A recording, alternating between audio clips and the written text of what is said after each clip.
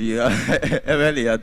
Yeah, that's a bit painful. Yeah. So saying why you should, try to get into research. You want to keep up with the state of the art in machine learning. In fact, if you're into machine learning and you don't get this joke, then yeah, you need to work on your knowledge base, right? Yeah. So you want to keep up with the state of the art. You want to understand the building blocks of the ML so you use regularly. For example, you need to know.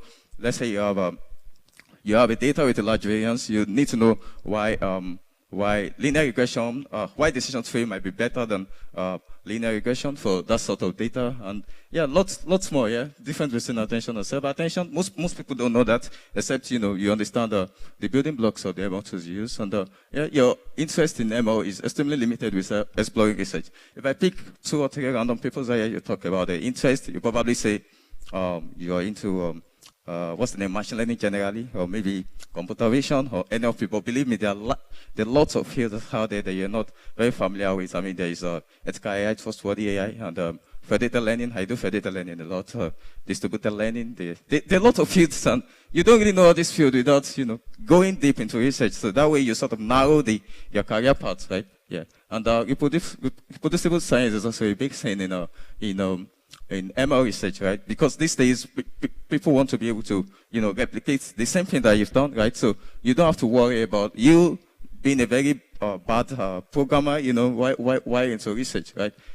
Being a bad programmer is reserved for, general data scientists. Yeah. So, yeah, finally, you get to enjoy research enough to transition from ML engineer to research engineer. So that's like a sweet spot between ML engineering and then research generally. And I feel this is very cool if you like research and then you like engineering, and you can't decide between the two which one you want to focus on. Okay, yeah. In conclusion, you don't need to be sophisticated we tell more before you start reading and implementing research. Most people always have that erroneous assumption. I are the same, right? Yeah, and yeah, I'm quite a solid researcher these days. And yeah, don't worry, you need to start your journey out. There's this adage that says you should start the last 5 years. So the next best time you could do that is now. All right, thank you to the sponsors, and thank you everybody for listening to this talk. Wow, amazing. Thank you, Steven. You can jump with that. Thank you so much, Steven. That was a fantastic presentation. A mix of comic relief, lecturing, and I mean, please, let's give him another round of applause. Thank you so much. Excellent. All right, so without further ado, we're going to move on to the next item on our agenda. That's a sponsor lightning talk by Infobib. And I'd like to just tell you a brief about Infobib. Infobib is located in London, and it's a global leader in omni-channel engagement, powering a broad range of messaging channels, tools, and solutions for advanced customer engagement, authentication, and security. So we have Isaac Acronis right here, live here in our midst. So he's going to be giving us a talk around what they do at Infobib and how we all can benefit. All right, so please let's give Isaac a round of applause as it comes up for his speech.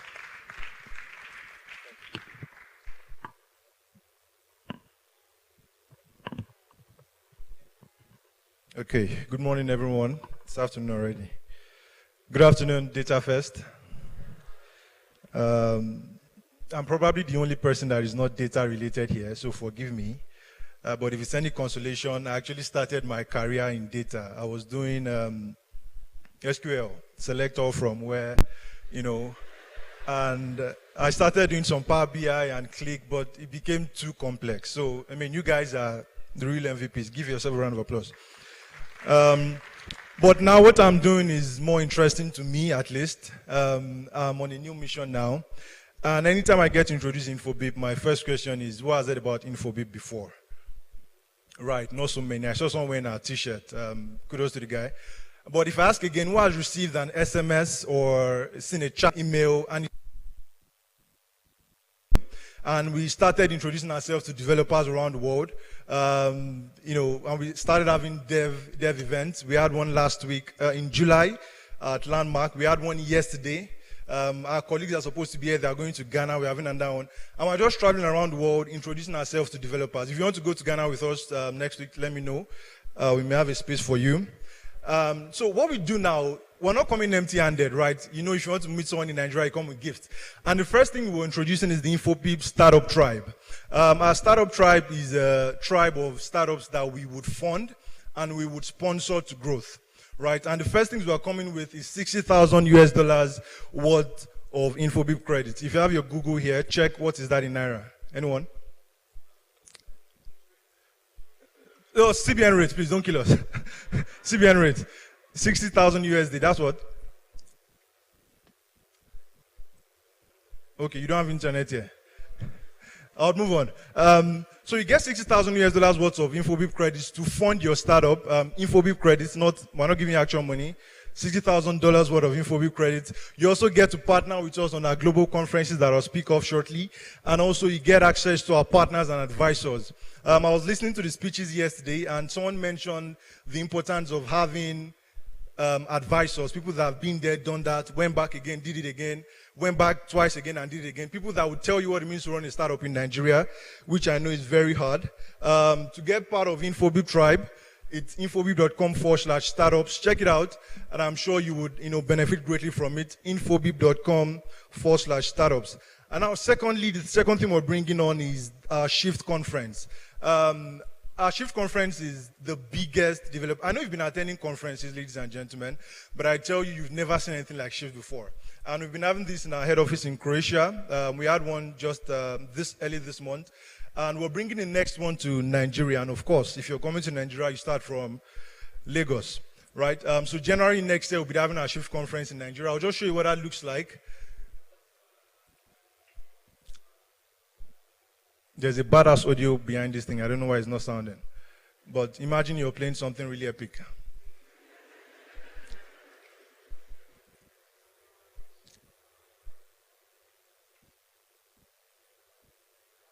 You want to give me audio? Okay. They asked me to wait. So while that is waiting, Shift is the largest developer conference in South Asia and Europe. Like I said, we've been on the market for over 15 years, but you still do not know us. So our mission is that you know us as your, provider for anything that has to do with customer engagement. Every chatbot you ever receive. Now, do you know how many messages go out per day in Nigeria? SMS. Imagine you have that data to work with. You know how many chatbots are being used daily? You use Ziva with Zenith Bank. You use many. Can I have audio now?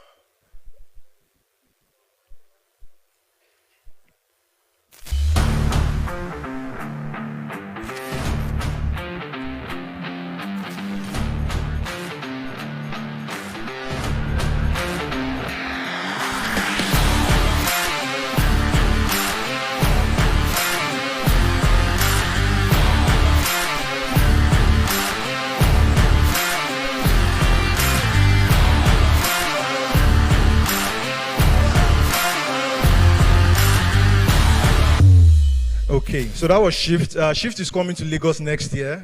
Just look out, check online, you get more information about it. And I tell you for free, you've never seen anything like it before.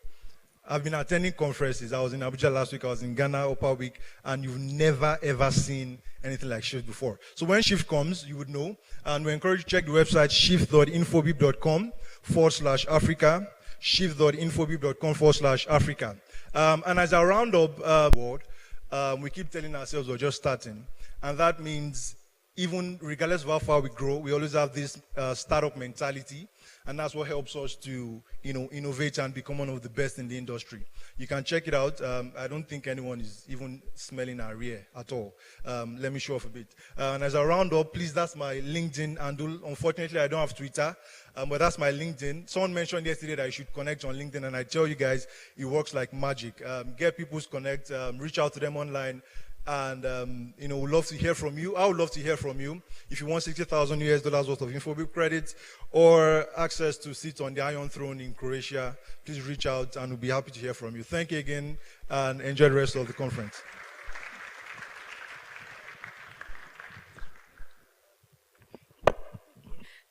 Can we give a round of applause to Mr. Isaac?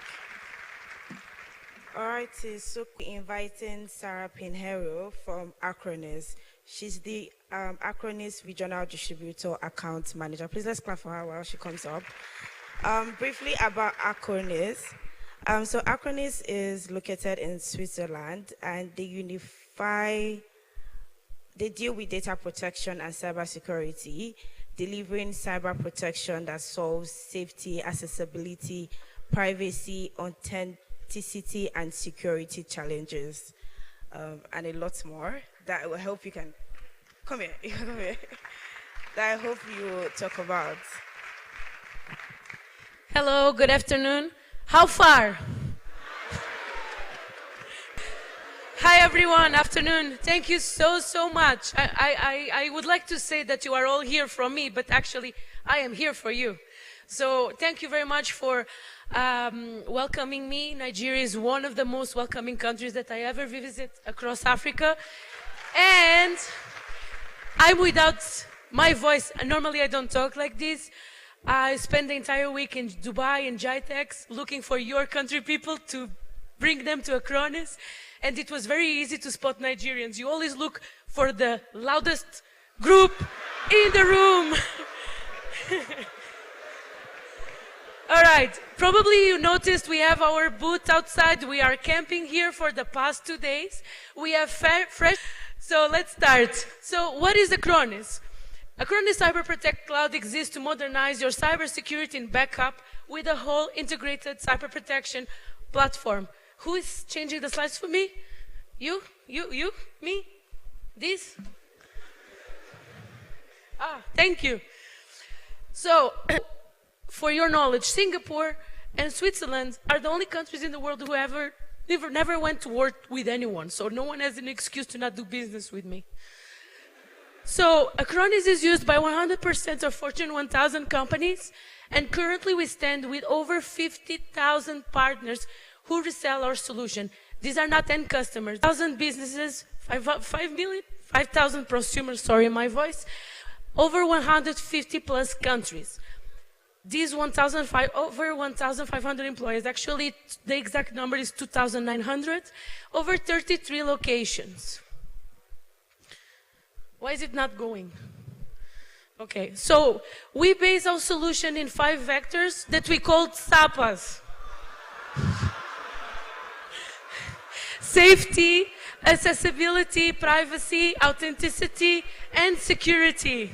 They were next to my booth. Anyway, you need to be fully authentic and have your documents legalized. And of course, security. 5 basic needs. So Acronis is to your business as pounded yam is to your lives. So cyber protection Acronis brings.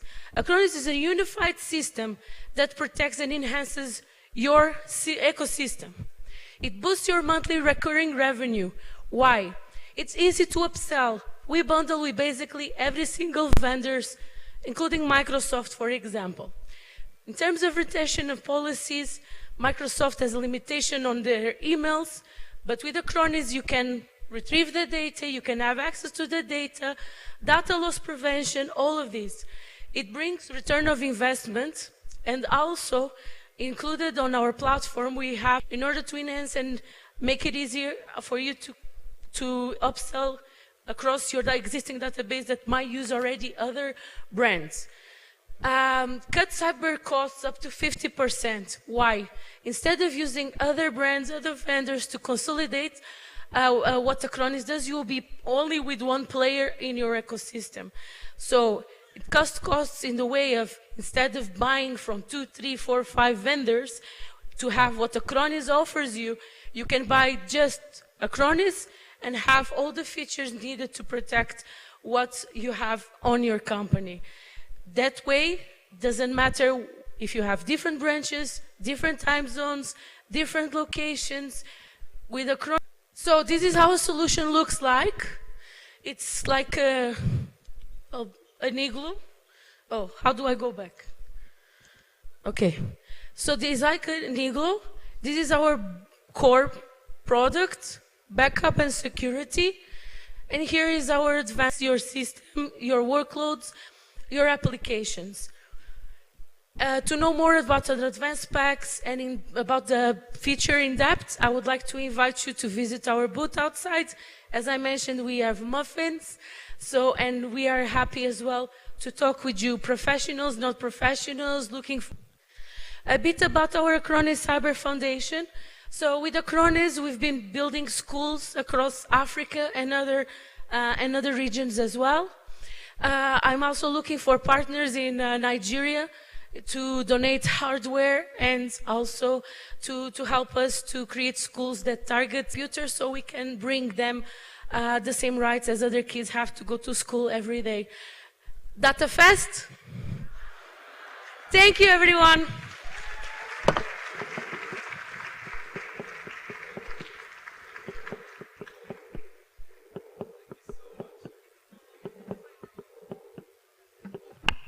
DataFest.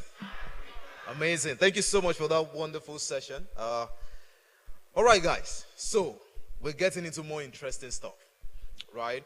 And we're going into the breakout session, right? I mean, we all have been sitting here taking in a lot, and so this time around we're all gonna break into different groups, have an interaction, right, with your facilitator, right? So that's what we're gonna do now. But just a minute.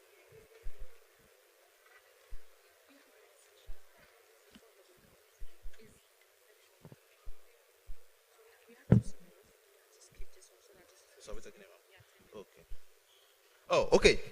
So let me go back in time. So we're going to take a session before the breakout. All right. So we're going to take a session by Ernest Owojori. Ernest, please, if you are in, kindly come forward. So Ernest is going to take us on Asalytics, which is a real-time opinion analytics and research platform for tokens. So I believe we all are going to enjoy it. So 10 minutes, and please, let's just listen to Ernest. Please, a round of applause for Ernest as it comes up.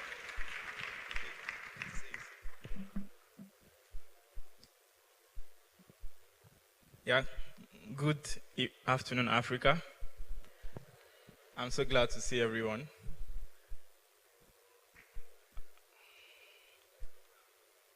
Sorry, I'm not sure if my slide is up. So what I talk about is a little bit domain specific. It's not everybody that is into blockchain here. Not everybody knows what we call Algorand. So if you have built one or two blockchain app without its Solidity, with Ethereum or Algorand, can you just wave your hands? Very few hands. If you've had of you have some tokens or some asset like Bitcoin, Phantom, Ethereum, Algorand, any digital asset, if you have it on your wallet, you use Binance, can you just wave your hands? Yeah, interesting. You've been hearing about it, but you don't really, you've just been looking from afar. You're an enthusiast. You don't know jack about it than just what you've been hearing around. Can you just wave your hands? Interesting. Just as expected. So I have 3 targets for this presentation. I want to make you understand the problem from a layman perspective, and I want to tell you how we at Asalytics are trying to solve the problem, and how you can come in. That's clear, right?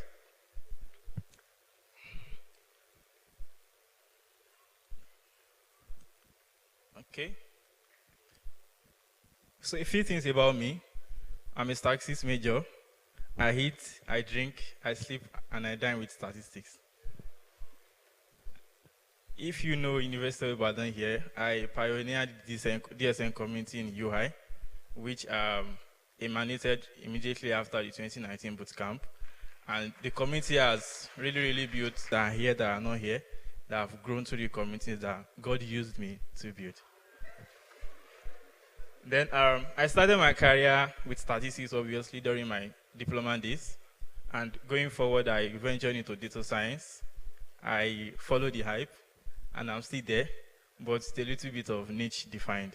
So I like to see myself more as a data product manager now, which simply means I'm bringing data and products. I'm the perfect intersection between those two domains. Yeah, like I said earlier, I said I have 3 objectives here to make you understand the problem. tell you how we are solving it and how you can come in. So to the first part of what I'm here to do, understanding what digital assets is and crypto research in general. I'm just going to rush through that. Yeah, you can visualize digital assets as almost anything minted and exchanged on blockchain. What do I mean by that?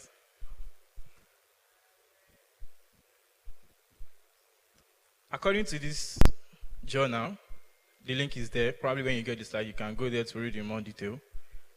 Digital assets are 4 major types. We have the crypto assets, the stable coins, the non-fungible tokens, and the central bank digital currencies. So yeah, I tried to explain. I will just try to pick a few points that I think differentiates them. You can see crypto asset as almost any digital currency on the blockchain. You can use it for payments, you can use it for investments, you can use the coin to fund your project. Example is BTC, which almost everybody knows about it. Ethereum and Algorand, Ripple, quite a lot of them. There are a lot. I cannot even mention millions and run out of numbers. Stable coins. The particularity about stable coin is it has to be attached to a fiat currency. Just like we have USDT attached to US dollars, we have BUSD attached to US and also USDC. E-Naira also is also attached to Naira. Yeah, you should be proud of that. Yeah, non-fungible tokens. It's difficult for me to cite examples because there are a lot of them. There are quite a lot of NFTs. One people have bought it, and another people want to own it. They have to buy it from those 1,000. Clear, right? Clear, right? So CBDs is just like assets that are regulated by a central bank. So pretty much that. Yes, because we are all aware we have digital assets, and everybody, if you have, so in crypto research, I said earlier that I'm a statistics major, and I will just brush you through a little bit of some indicators that people use to do crypto research. There are 2 major indicators. We have technical analysis indicator and we have the social media indicators. For the technical analysis, I wrote 3.2 data points. I want to see how 1, 2, 3. I had it to understand when asset is converging or diverging. So when it is diverging, they could give you recommendations to buy, or when it is converging, they give you recommendations. Beyond the technical analysis, beyond the moving averages, beyond the simple indexes that are being checked by people that have standard deviations and all, we also have social media indicators. FOMO is simply fear of what? Fear of what? Yeah. Then fear and greed, Bitcoin dominance. Everybody knows here that if Bitcoin dips, almost every asset dips along with it. Do you agree? Yeah. Something happened 2021 about Dogecoin. The man called Elon Musk, one of the greatest influencers on the crypto space, he made a tweet about Dogecoin. I think he did the same thing for Shiba Inu as well. He made a tweet about Dogecoin, and a lot of people, because of that tweet, went to increase the demand in Dogecoin. And obviously, macroeconomics, simple economics, as demand increases, the value do what? The value do what? So the price was shooting up by, I think, 40%, if I'm not wrong, but I don't have that figure at the top of my head. He made this tweet that had these reactions, and at some point he also said this, and this affected Dogecoin a lot. A few days after, the coin dipped. If you're a victim here, say hi. So yeah, to my next point, how we are trying to approach the problem at Ace Analytics. So I don't want to read this. It's basically beyond the technical analysis, beyond this, we are aware and we've agreed that social media is something worth listening to as far as crypto is concerned. Therefore, we want to tell our stakeholders how tokens are performing online, what people are saying about them, the sentiments, the emotions, as it were. So basically, Twitter is obviously a must because that's where most of the reactions happen, and Reddit, the two are quite a lot. But why GitHub?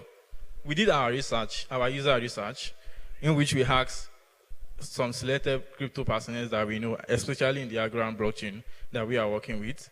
We asked them, what did they check for when you want to at least invest in a crypto? They tell us, okay, what people are saying on Twitter, they check their, there's this white paper, they check their white paper, check Reddit to see what people are talking about them. Is there enough hype about the project? And beyond that, they try to want to know whether the project is developing. When I say developing, are they writing codes? So the best place we can capture that is GitHub. So that's why we have GitHub as one of our medias that we are trying to have the data in our pipelines. Yes, late last year, we packaged what we think can solve this problem together with some of my friends, which I will get to show you their faces. And we spoke with the foundation at Agorand. So they sort of find value in what we want to do. And they said, okay, guys, let's go and build.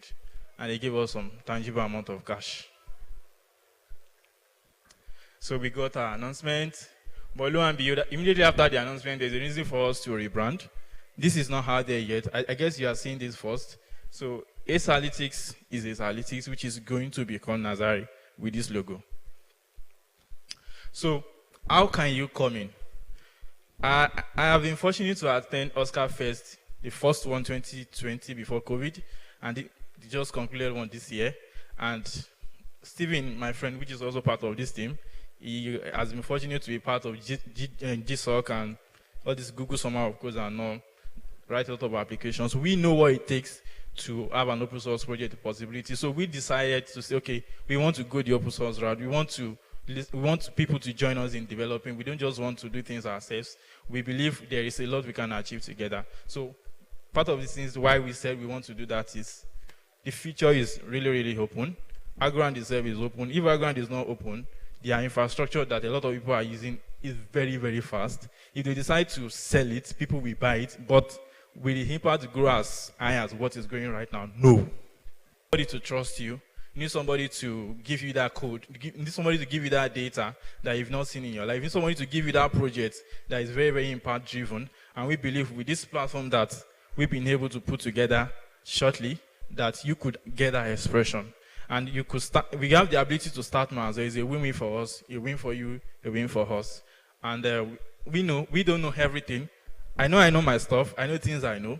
I know things my teammates know, but we know we don't know everything. So there's a lot of knowledge that can come from every other person. That's why we said, okay, we want to go the open way.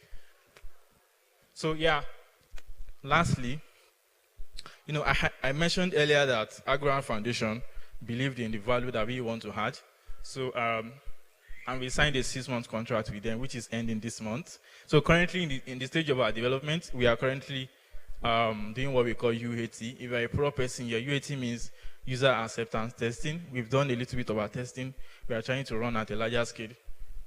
After doing small, agile testing, everything works. So we are trying to have our UAT done, clear the last milestone for our grant, and to join the UAT. This is a link to a Discord server. You could join, you could click on this link, type it bit.ly, join the link, stick around on the Discord server.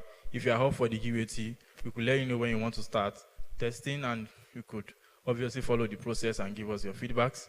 And obviously, if you decide to work with us in the OSS project, you'll be working directly with me and a few of my other colleagues. And trust me, I believe working with me, you will not regret it, and I will not regret it, as long as you are ready to be a great guy.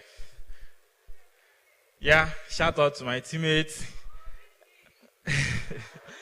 Shout out to my teammates. The meme guy that just left here, that's him.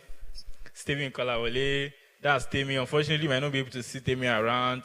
Temi is currently in Estonia. He got a job while we were on the contract. Precious has left for Canada. School and job with Shopify. This is me standing there. And this is Busayo, our data engineer. He's somewhere around. So if you have questions, if you see me, if you see Steven or Busayo, feel free to ask us and we will be glad to answer you. Thank you very much. Thank you so much, Steve. Thank you. Thank you very much. Please, let's give Steve another round of applause. Thank you so much. It's amazing to see, this innovation, because this is a noble work. All right? It's a noble work. And it's amazing to see that one of us, teams from here are doing this great work. So please, Asalytics, again, a round of applause to them. Thank you so much. So the time is now. All right. We're going into the breakout sessions. All right. So Anoma and I will be reading out the list of breakout sessions, their locations. So we would want you to please listen up so that you can make a decision of which room you want to go for. All right. And so we're going to be having the breakouts between 1 o'clock and 2 o'clock. So we still have about 10 minutes for the logistics and everything. All right. So please listen up. Just to note, I'll be announcing all the topics for the 2 breakout sessions. So I really want you to pay attention so we can write them down and know what rooms we'll be going to back.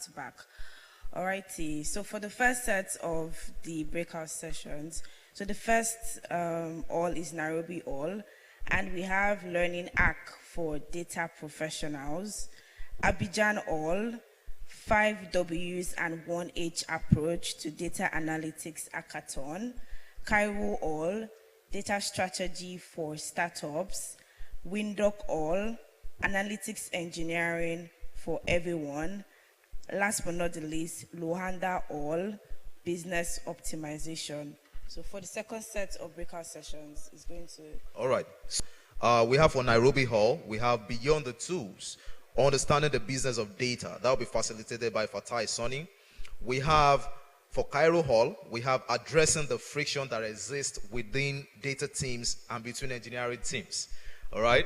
That's going to be by Tochiku. For Abidjan Hall, we have Turning Research Paper into Working Solutions. That will be taken by Bumi Akiremi. We have, for Windoc Hall, we have the challenges of privacy enhancing technologies. That's PETs in IoT data market. That will be taken by Kalis Ezenwaka. And the last but not the least, we have for Luanda Hall, an introductory guide to simplifying MLOps with DVC, CML, and MLEM. And that will be taken by Gifts, Ojebulu. So these are the topics we have. So Anoma is going to tell us where we go to. But before then, do we have any question? Because right now we're going to be sending you into those rooms. So, and we want you to to move in majestically, right? No rowdiness, please. Just move in as we show you the rooms. Any question before we do that? Okay, so we are all clear. All right, so I'm over to you. So for the first all, Windoc All is by my right. Upstairs. That's where we have analytic engineering. Analytics engineering for everyone. Yeah. By the right upstairs. And that's upstairs. Data strategy for startups by the foyer. Analytics engineering for everyone by the left upstairs. Business optimization, Julius Begar. Yeah. Luanda All. The old, yeah. Learning optimization, Julius Begar, Luanda All. Okay.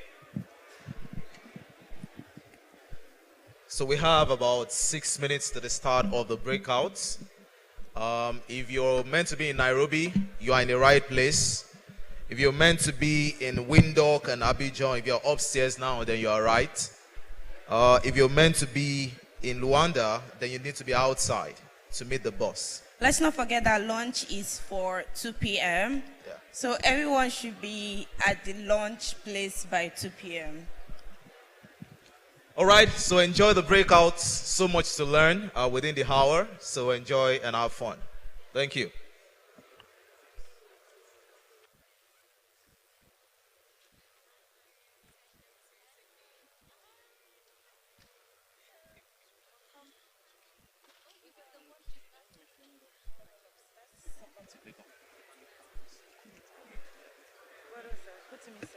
My name is Anoma. My name is Anoma, sir. All right. Good day, everyone. Please, can you confirm if you can hear me clearly? Okay.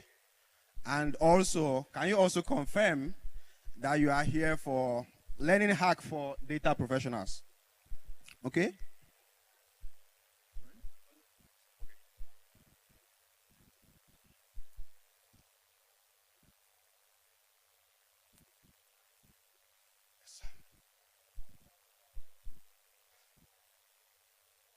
All right, so please have we all settled down, and I hope we're having a nice time. How many of us were here yesterday? Okay, awesome. All right, so I have another question, please, before I get started. And I don't want you to feel ashamed to answer the question. So the question is, how many of us ever took home first position when we were in school? Please don't be ashamed to answer. Okay, a couple of hands. All right, excellent. So, but then again, how many of us have parents who used to take home first position? Almost everyone. And we will never find out, right? Have you ever seen your parents' report sheet? We probably will never find out, how they were able to do that. But, I knew that my own dad as well always told me that I used to take home first position. But I never took home first position. So my name is Ahmed Oyilo. And a brief profile of myself is I'm a Power BI developer, a Power BI professional. I know I took a bullet like a couple of minutes ago. Somebody shot a bullet at us. How many of us are Power BI guys here? Power BI. Okay, so they took a swipe at us, but really it doesn't matter, right? So is there anyone here that knows how to write DAX formulas excellently? DAX. Excellent DAX. Anyone? It's not that easy, right? Okay, so that's basically to say that in as much as Power BI as a Power Platform tool is known to be a low-code tool. When they say a tool is low-code, it doesn't mean that it is 100% zero coding, right? Because sometimes you will still have to write some formulas, some expressions for you to get the analysis that you want to pull out, okay? So, but that's, by the way, so I'm a Microsoft certified trainer and certified educator as well. I think maybe for about 3 to 4 years now. And also a Microsoft MVP for the data platform. So quick fact that you may agree or disagree with. Have you ever heard of the saying that somebody started his poetry with a feather? You've heard that before, right? And what does that mean to you? Please give me a Nigerian language answer. What does it mean? Lamba, isn't it? Okay. What do you see here? Is it Lamba or not? Lamba, right? Why? What makes you think it's Lamba? What makes you think it's Lamba? The age range. Okay, so but then, it is not Lamba. Maybe it's packaging, but it is not Lamba. Okay? So because at the age of 6, if you ever grew up in trenches, how many of us grew up in trenches? Like Mushin or, somewhere around. I'm sure you will have a couple of experiences around your neighborhood where sometime around 4 to 5, 4 p.m., 5 p.m., you would be hearing things like alif, ba, ta, something like that. Do you connect with that kind of experience? Okay, so that was where I started my teaching journey, basically, because at the age of 6, I was able to quickly pick up Arabic knowledge, and by 6, I was already assisting my Arabic teacher to take, people that were still way behind. So I taught for about 5 years before I went to secondary school, boarding house, and, that was my first stint at teaching before Microsoft came. And also, I started my career in banking as a customer service officer. How many of us use First Bank?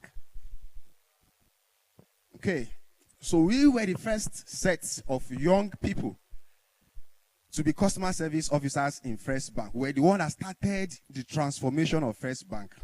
Because before our own time, I'm sure no person here would use First Bank. Because as at those period, I used to hear of stories where banking officers would be eating groundnuts in front of their customers. But we're the first sort of people that kind of like changed the face of banking for First Bank. And that's where you now see a lot of young guys in a bank like First Bank.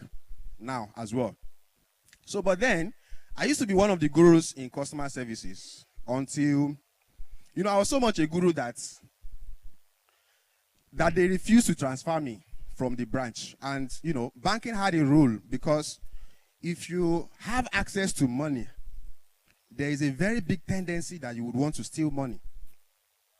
No matter how righteous you think you are, no matter the level of home training that you think you have, at some point, if you have access to money, like myself, I've seen millions, like hundreds of millions of cash. That suggestion would always come to you at some point, like, hey, what if I take out like maybe 5 pieces of 1,000 naira notes? Nobody would ever notice, right? So, but it takes some kind of dedication and some kind of, fighting spirit to fight those kind of urges, right? So the bank used to have a rule where after 2 years, every staff has to be rotated. At least if you work in banking operations, that's in the branches, they need to rotate you after 2 years before you start getting too comfortable. Because the moment you start getting too comfortable, then you start to understand the system better, and you start to see how you can basically steal things, right?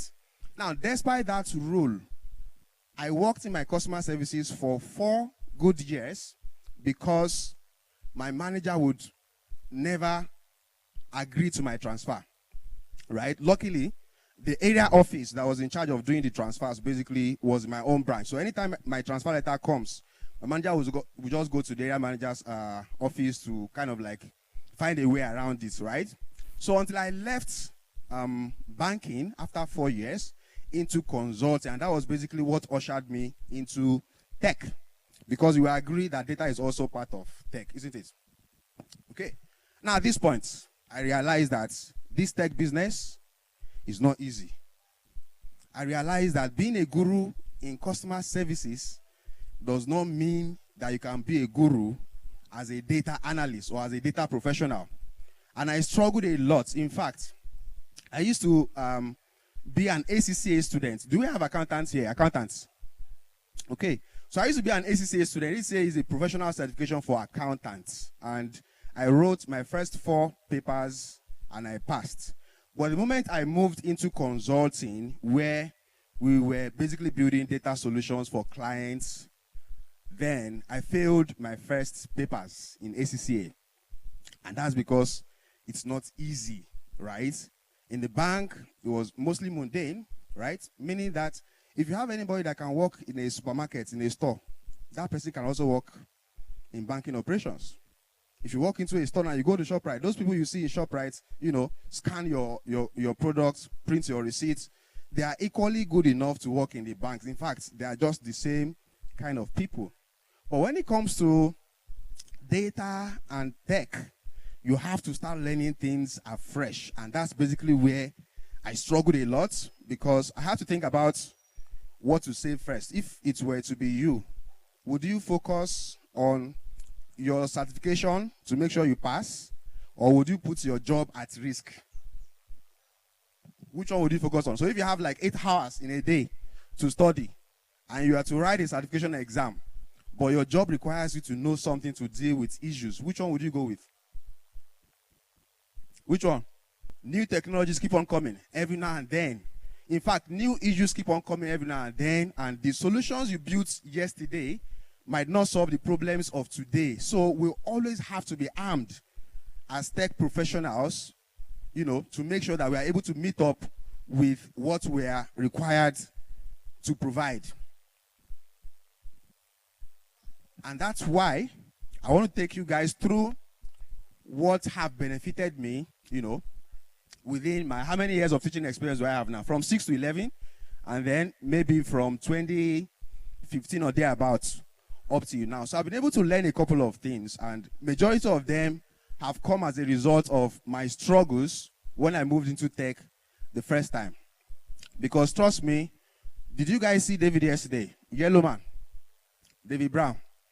So he was my employer, and I started my tech career from D Brown Consulting, and it was really, really very tough to meet up with the standards of the organization. They already have clients. That means they just kind of like, they can throw you into a meeting tomorrow. And I used to think I was a guru, but trust me, I was failing a lot. So I had to kind of like do some research. You know, when you Google things, you find answers, isn't it? Is it every time you use the answers that you find? No, right? Now, when it comes to things that are not really practical, not like you are looking for an answer to write a code, right? You are looking for how to improve yourself, and you do some research. And some of the things I found online and that I made use of basically are things I want to share with you now. So, if you are going to improve as a person, if you are going to develop yourself to be ready and to remain relevant in this tech journey, you basically need two things. The first thing you need is you need to boost your memory. You need to boost your brain power. Okay? For those people that used to take first, that raised their hands earlier, do you think you still have the same level of intelligence that you had back then? Because now there are a lot of problems, you know, a lot of issues now. That basically means that, you know, you would have lost some of the abilities you had before, right? Obviously, it happened to me as well. So the two things you have to do as a professional to keep up with the pace is you need to improve your brain power, and you also need to know how to learn effectively. How many people want to improve their brain power? How many people are okay with what they have? Okay, not everybody wants to improve their brain power. Okay. So if you want to improve your brain power, the first thing you have to do is to sleep well and to exercise. Do you have your computers hang sometimes? What do you do to it? What do you do to it when it hangs? You shut it down and you restart, isn't it? Now, do we also have people here that battle through some problems overnight for hours, only for them to wake up in the morning and they get the solution? It happens, right? Yeah, that's because sleep is extremely important. Extremely. When I was in school, my colleagues did not like me. Why? Because they used to say that every time I come out of the exam hall, I used to frown my face. And then when the result comes out, I always pass. That's one of their beefs. The second beef is that when they wake up in the midnight to read, I sleep all through. Okay? So basically, you need to know what your body system looks like. If your body is a type that stays awake naturally, maybe, no problem. But if you have to force your body to stay awake, you may have problem learning. So from today, if you want to improve your brain power, one of the things you have to take seriously is sleep. I know they say that successful people sleep less, isn't it? That's what they say. That's what they say. Are you successful now? Are you successful yet? At least this is not the level where you want to get to, right? Now, for you to get to that level, you need to learn, you need to boost your brain power, and that basically starts from sleeping well and exercising. Now, the exercise bit. How many people here exercise today? 1, 2, 3. Yes. So the least you can do for exercising is walking. Okay? So in the village where I grew up, it's not like Lagos. Lagos where there's a bus stop everywhere. In the village where I grew up, for you to get to school, you have to trek like from here to Palm Grove. Yes, from here to Palm Grove before you get to school, and you go and you come back like that. And that's how most people basically live their lives. If you are going to the markets in villages, you can't just come out and say, I want to buy this. There's something that we always call, who knows the name? If you want to go and buy something, let's see village people from here. If you want to go out, it has a name. No, not the exact name. There's something called town. I'm going to where? I'm going to the town. It's not like Lagos where everything is kind of like you can just step into your street and get anything you need. In those places, if you want to buy some things, you have to go to the town first. Now, most of the journey you spend going to the town used to be on trekking. But here in Lagos, I would say Lagos is not an exactly conducive environment for anybody to learn and thrive. We are struggling a lot with so many things. There is traffic. There is the fact that we don't exercise. There is the noise pollution. There's a lot of things, right? Therefore, you need to be able to scrape every advantage you can get from any area and make, the best use of it, starting from sleeping well and exercising. Now, the least you can do for exercising is just trekking. So instead of taking bus from the next bus stop, why not just trek to the next one? Okay? Now, most of us have, Apple Watches. We have our Samsung Health and those apps that helps us to track, our exercise every day. Try to use those apps and count how many steps you take per day. It will help you so that when you are lacking behind, you will know that you shouldn't take the next bus stop if you can actually trek to the next one, right?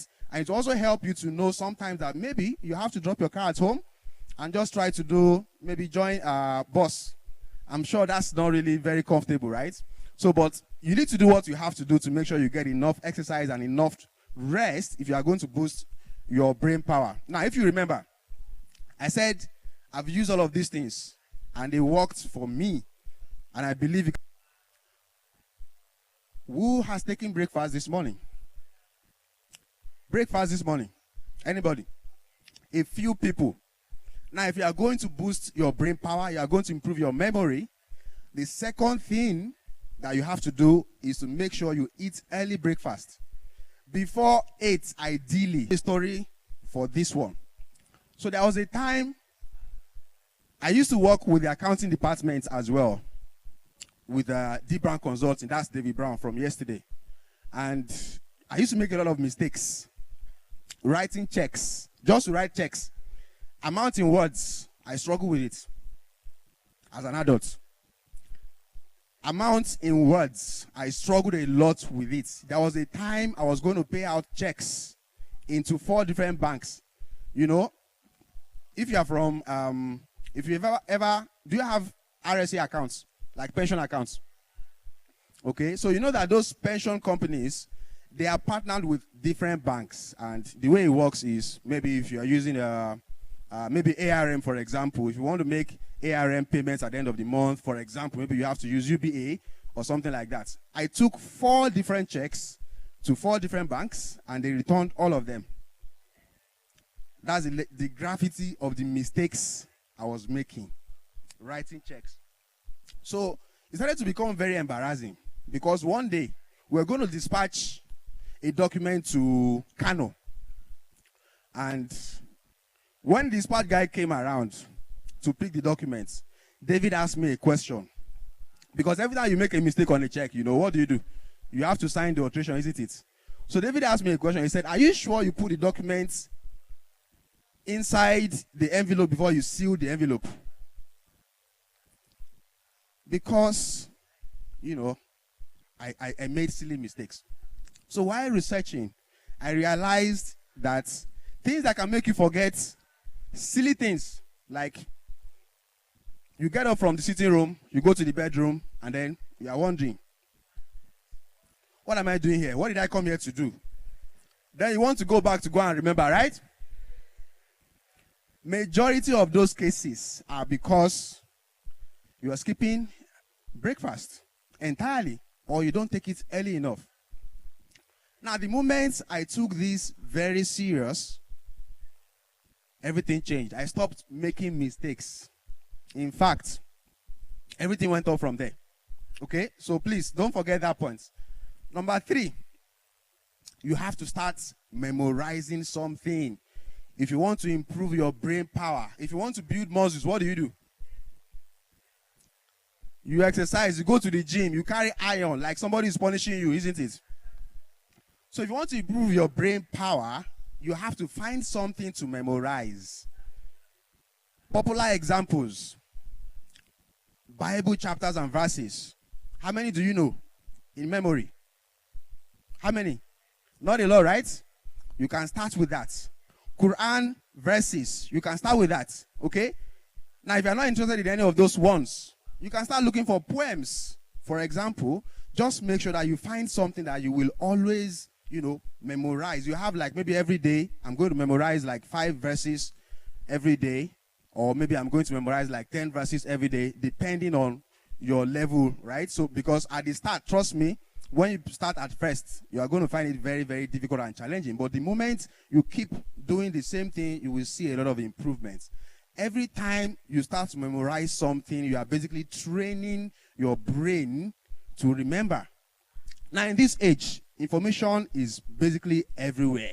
And that's where we lose everything. Because if I give you like let's say 50 points, you are most likely not to remember anyone than if I give you only 5 points. Okay? So you have to be ready. You have to train your brain to be able to kind of like download things and understand things faster by memorizing things. It helps a lot.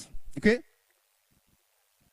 Number 4, if you don't want to memorize anything, you can basically learn a new language. That's another way. Because anytime you are learning a new language, basically, you are giving your brain new information to process, and you are basically tasking your brain to do a lot more than what you used to do. Okay? Because growth always comes from doing more. That's where growth comes from doing more. If you remain at the same level, then there's no growth for you. So you have to do more, and every time you see that the more you do is becoming it's becoming like basic to you. Because at some point, for example, let's say that you start your memorization journey now, and you pick 5 verses every day to memorize. You find it very difficult to cope with. Now, later on, you realize that the 5 verses becomes easy for you. At that point, you have to increase from 5 to what? Maybe 10 or something like that. That's how you continue to challenge yourself and grow. So if you don't want to memorize, another way to train the brain to be ready to accept information is by learning a new language. Okay? Which language would you like to learn? French. If you said French, you are planning to travel to Canada? Is that it? Why not Spanish? I like to learn Spanish because, Spanish is really, really very, very interesting. It's sweeter than French. Who agrees? Arabic. I know a bit of Arabic already, so I want to pick up something that I have no idea about. Japanese. Yes, if you want to task yourself, you can go for Japanese. I've heard they have more than 1,000 letters, isn't it? The way we have A, B, C, D to Z, which is 26 in numbers, they have more than 1,000. So maybe if you try Japanese, you will become a superhuman. Now, the first point is to do what? Out of the 2 ingredients, the first one, improve your memory. Now, once your memory has been improved, that means you are ready. Now you want to start learning, you need to learn effectively. It is far more difficult to learn these days than it used to be. How many of us have PDFs on our phones? How many of us have finished one of them? One. Never. How many of us have a lot of courses that you won't finish? Now, there are several reasons why you probably won't finish it, or maybe why you are not motivated. There are several reasons, which I may be able to point you to some of them. Now, the very first thing to learn effectively is you have to be motivated. Something has to drive you. Okay? Now, in this part of the world, we already have like a good driver to learn. Very good driver. The best motivational speaker in the world has a heavy presence in Nigeria. His name starts with S. Who knows the person? Steve Harvey. Does he have a lot of presence in Nigeria? Sakpa. That's the greatest motivator of all time. Even if you don't have motivation to learn. Somebody mentioned here the other time that knowledge is revenue, isn't it? Now, when you are not motivated to learn, please check your bank account balance. When you see whatever is there, remember that you and Sakpa, you are neighbors. And basically, rush out to learn what you need to learn that will take you out of that condition. So you need the determination and you need the motivation, which Sakpa is going to provide to you. Now, I use this technique as well, the Sakpa technique, every time I need to complete some projects, right? So, for example, now, I train at Foresight BI, and I make maybe small amount of money from the training, which means if I decide to train every month, I'll get paid every month, basically. All I need to do is go to class and pour out the knowledge I already have, right? Repeat the same thing next month. Repeat again the other month, right? Make money. But sometimes I have to think about other things I want to do. And I need to zone out of that making money, because if I keep looking at the money, I will never do those things. Okay? So what I do is, I finished my last training in October. That means no more training revenue for the remainder of the year, right? That means October, November, December, money is not coming in. All you hear is what? Savings or current. Savings or current from October, November to December. Now that Sakpa is going to motivate me and it's going to make me creative ahead of what? Next year, to launch bigger. So don't underestimate Sakpa and use it to your own benefit. Use it to your own advantage. Let it basically push you onto the next big thing. So, number 2, a lot of us make these mistakes of skipping prerequisites. If there's something you need to learn, please know that there is a prerequisite. If you want to learn how to, maybe, you want to learn Python programming, but you don't know how to operate the computer, are you going to be successful? No. So every single skill you are trying to acquire, please look for the prerequisites and go for the prerequisites first. Now, there are times when you will skip prerequisites, you will learn, and you will start working. You'll be good. But the point is your foundation is still shaky, because every time there is a new problem that was not taught to you, you won't have the creativity to provide a solution without looking for help. That's because foundation is shaky and you don't have the prerequisites. It's like working with a template. So sometimes when we learn, basically what we have learned is somebody has given us a template to work. Okay? Now, if you don't know how that template was developed, you will struggle to customize it, and you will struggle to modify it to suit your own taste. So for every single skill you are learning, please try to go for prerequisite courses as well. Now, it's never too late. It's never too late. I asked earlier, how many people use Power BI? Maybe, not necessarily Power BI, but if you create data visualizations anywhere, Excel, Power BI, Tableau, Click, please, can I see a raise of hands? Okay? Now, if you think about it, charts are also called what? What's the name we call charts? Graphs, right?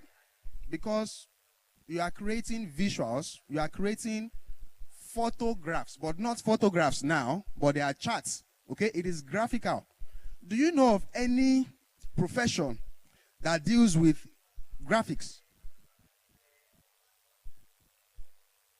Graphic designers, UI UX designers.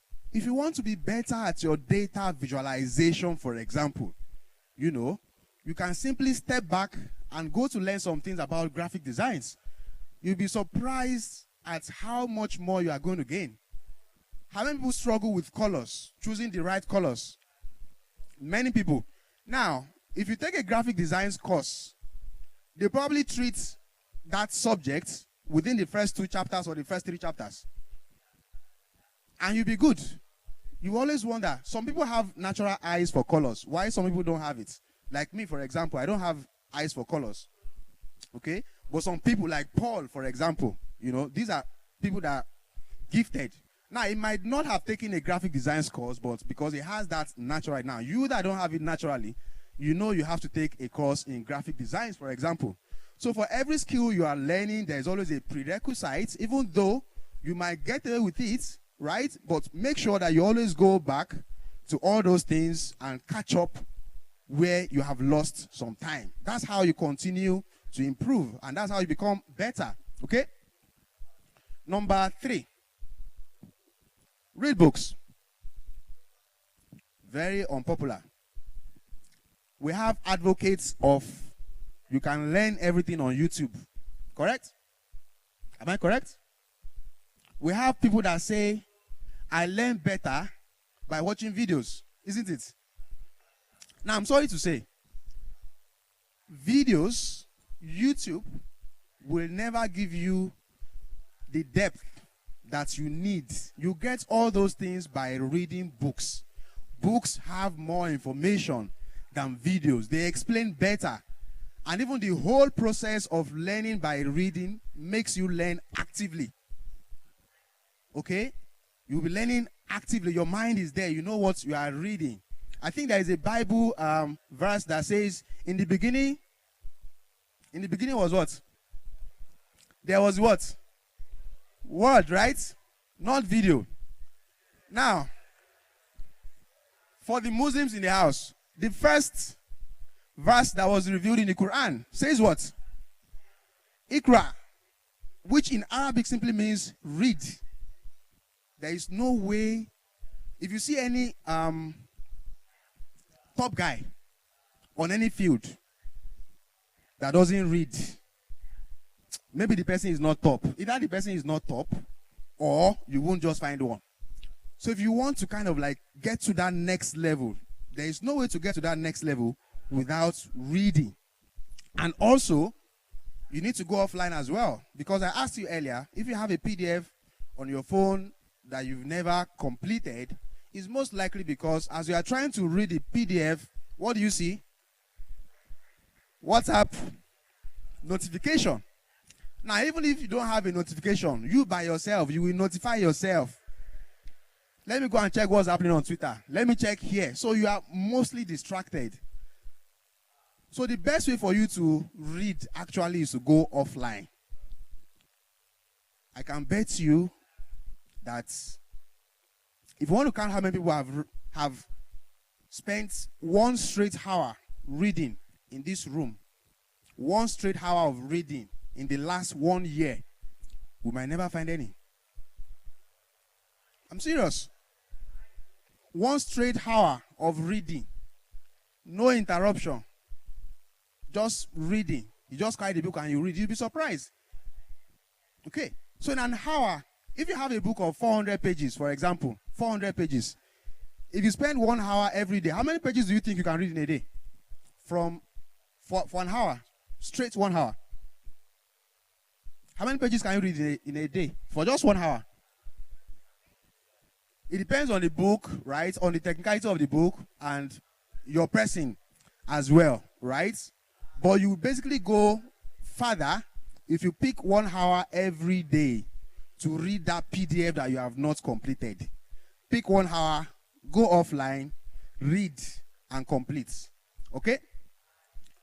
Number 4.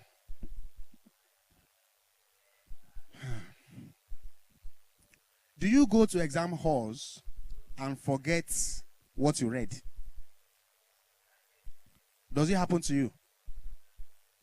Or has it happened to you before? It has never happened to you. Okay. Now, the reason you will get to the hall before you find out that you have forgotten is because while reading and preparing, you did not recall. Because if you had recalled, you would know where you have gaps. You would know where you need to repeat so that you don't find out in the exam. Because if you find out in the exam, it simply means one thing: regret, isn't it? Okay? Now, do you know why you know every single word of Ashakel's album from start to finish? Do you know why? Okay, maybe two reasons. Number one, it is easier for you to listen to because it comes with a tune, isn't it? Then number two, you put it on repeat. Anything that you repeat generally would basically stay longer. Okay? Now, the way the brain works to process information and to remember and recall information is, researchers have said the brain is divided into 3 sections. The first section is the iconic memory, where, you remember things like, if I see this face now outside today, I will remember I met you here at Unilag. But if I see you next week, I probably will not remember, right? That's because when information comes in at first, it stays in the iconic memory. It's like a temporary storage. You can pull it back, easily, and you can make use of that information. And later, information is transferred from iconic memory into short-term memory. Now, naturally, the way that is going to happen, or the way that's going to take place, is when you continue to repeat the information.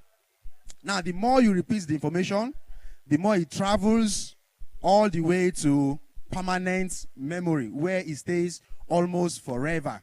Okay? Now, when you read, basically, you must kind of like zone out of your content, zone out of your material, and try to recall the information that you have gotten. You don't have to put it word for word. You don't have to put it verbatim the way it is, but you basically need to kind of like reprocess it in your mind. Now, if you notice you have missed something, that means you need to go back to get what you have missing. Are we together? Okay. Now, number 5 is teaching. I think this one, almost everybody knows this, right? And it must have been mentioned like a couple of times here as well. One of the ways to improve your knowledge on any subject is to teach it. Now, some people say, I don't know how to teach, or I can't teach. Can you write? Can you write? Do you have hands? You can write. Can you type? There is medium.com. There is LinkedIn articles where you can write something. So even if you're unable to deliver, physical trainings, you're unable to deliver live trainings like this, whatever you have learned, one of the ways to keep it permanent is for you to basically teach someone. And teaching does not necessarily mean that you have to have like a face-to-face like this, or you need to deliver speech. Sometimes teaching basically will come from writing. All you have to do is make sure you put down your ideas and make sure somebody is benefiting from it. Now, if you take, I'll basically just quickly skip through backwards for you to remember all of these points. Any one of these things that you put into practice will definitely improve you, and you will be able to learn anything.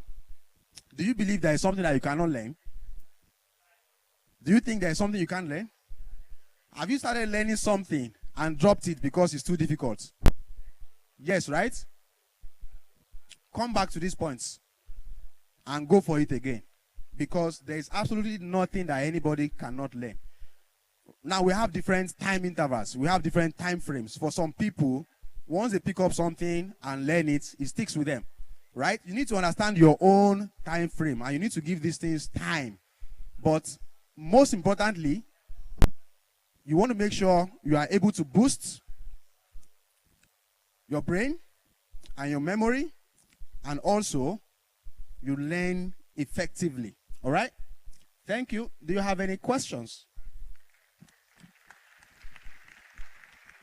Any questions? Okay.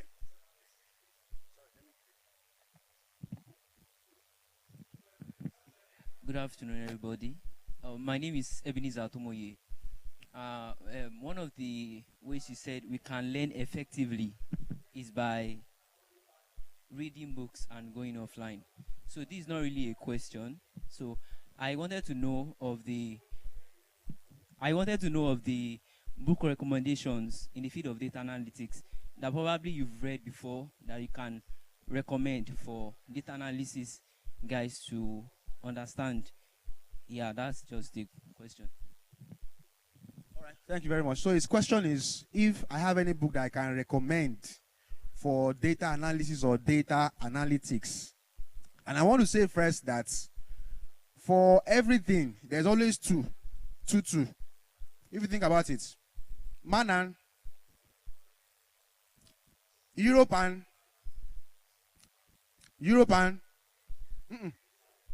where do you want to go to? Europe and America, Muslim and Christian, Ronaldo and Messi. There's always two for everything. So when it comes to books as well, trust me, there are always two books for every subject that are the best. Always two. So what you need to find out is probably start with a Google search first to say maybe the best two books for this or the best two books for this. You will get a recommendation. But for me, what I always start, where I start my reading always is dummy.com. Do you know dummy.com? All this something for dummies.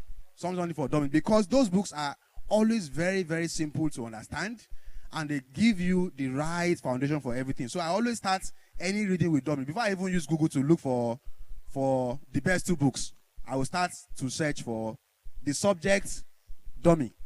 Okay? So if you want to read on anything, just find dummy. Any other question?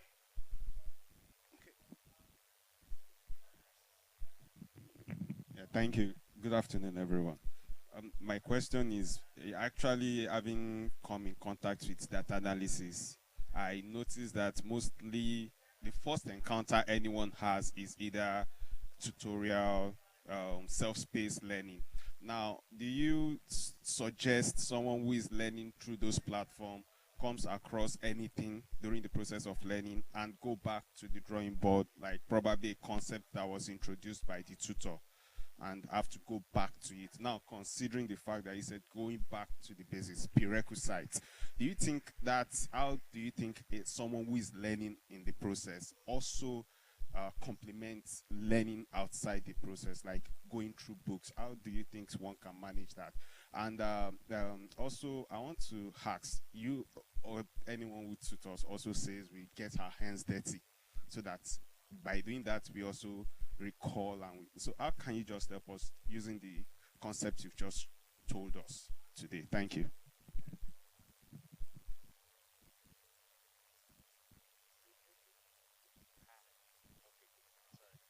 All right. Okay, so my time is really up, so I'll just try to answer your question very quickly so that we can have the next session. So I think your first question is, for someone who has started to learn, how does the person go back to prerequisites, right? Okay, so and I think that sometimes you always need to, I always tell people to do start and finish. Anything you start, finish first, right? So if you have started a course, finish it. Don't deviate. Now when you are done, then you can go to prerequisites. Okay, but don't try to kind of like match it, except you see that they are introducing concepts that you feel like you need those concepts for you to be able to advance. Then you may go back, you know, to those ones, right? Then your second question is how do you get your hands dirty? Practice. Yeah. Thank you. So the second question is, you know, about trying to implement what you have read. And I always like to say that learning, it's like a complete journey that you can't miss out any piece of what you are learning, right? So like some people can come and tell you that it's better for you to do projects. Some people can say it's better for you to read. You always have to blend everything together. You have to read and you have to kind of like, you know, do projects. But at the end of the day, before you can do any projects, you need knowledge first. And that's why this session is all about gaining the knowledge, you know, in the right way, so that even when you want to apply it to your own projects, you can, you know, do something meaningful. Okay? All right. So thank you very much. Sorry for taking your time. Sir Fatai.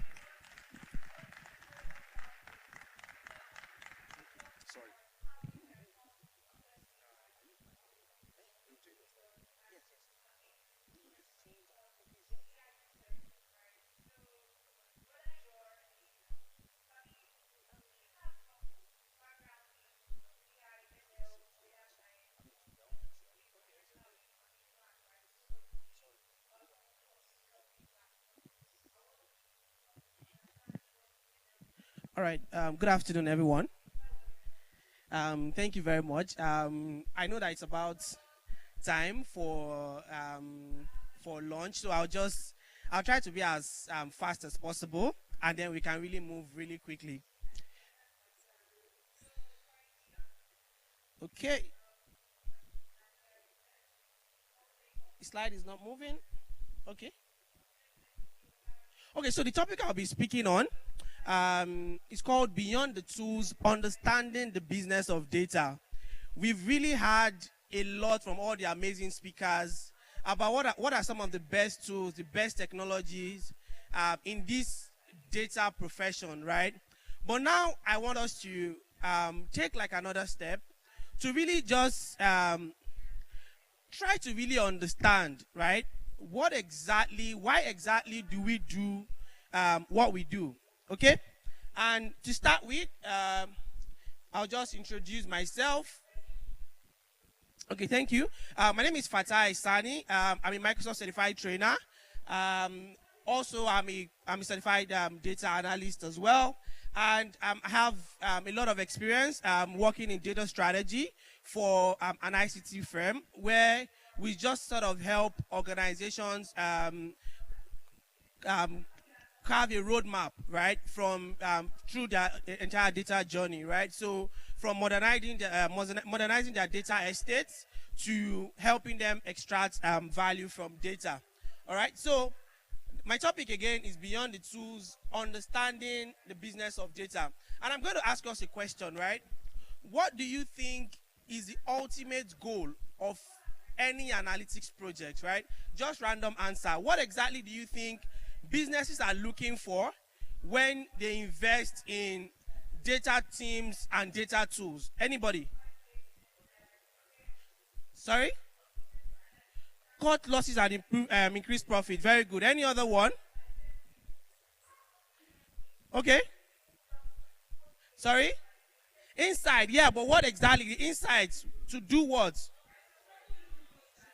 Help decision making. Okay, very good. And which leads me to my answer, right? Primarily, right? Businesses want to reduce costs, right? They want to increase revenue, and then they want to maximize this data, right? A business, right, wants to make money, right? And as a data professional, what you should be thinking about every single day is how am I helping my company make more revenue? How am I helping them reduce costs? Or how am I helping them maximize profit? There are other things that your company wants to solve.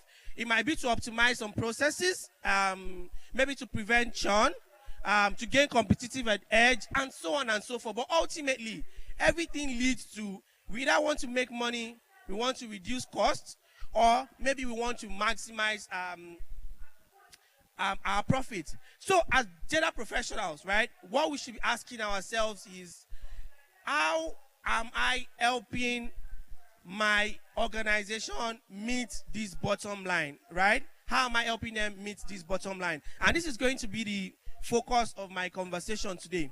So for most organizations, right, data is moving from being a cost center to an asset. Before now, a lot of organizations collect data, right? But they don't know what to do with that data. So that is why you see that IT people, are not really, when we're talking about business, IT people are not really giving any focus. The only reason why you see an IT person maybe in front of a board or something is that maybe during budget planning, or when you go there to say, oh, give us more. So it almost feels like we are pumping money into IT, right? Because it's a cost center, there's no return on investment, right? But now, business leaders, C-suite executives are constantly asking questions, right? They want to turn that data into money. They want to turn it into revenue, right? And that is essentially what we should be thinking about as data professionals, right?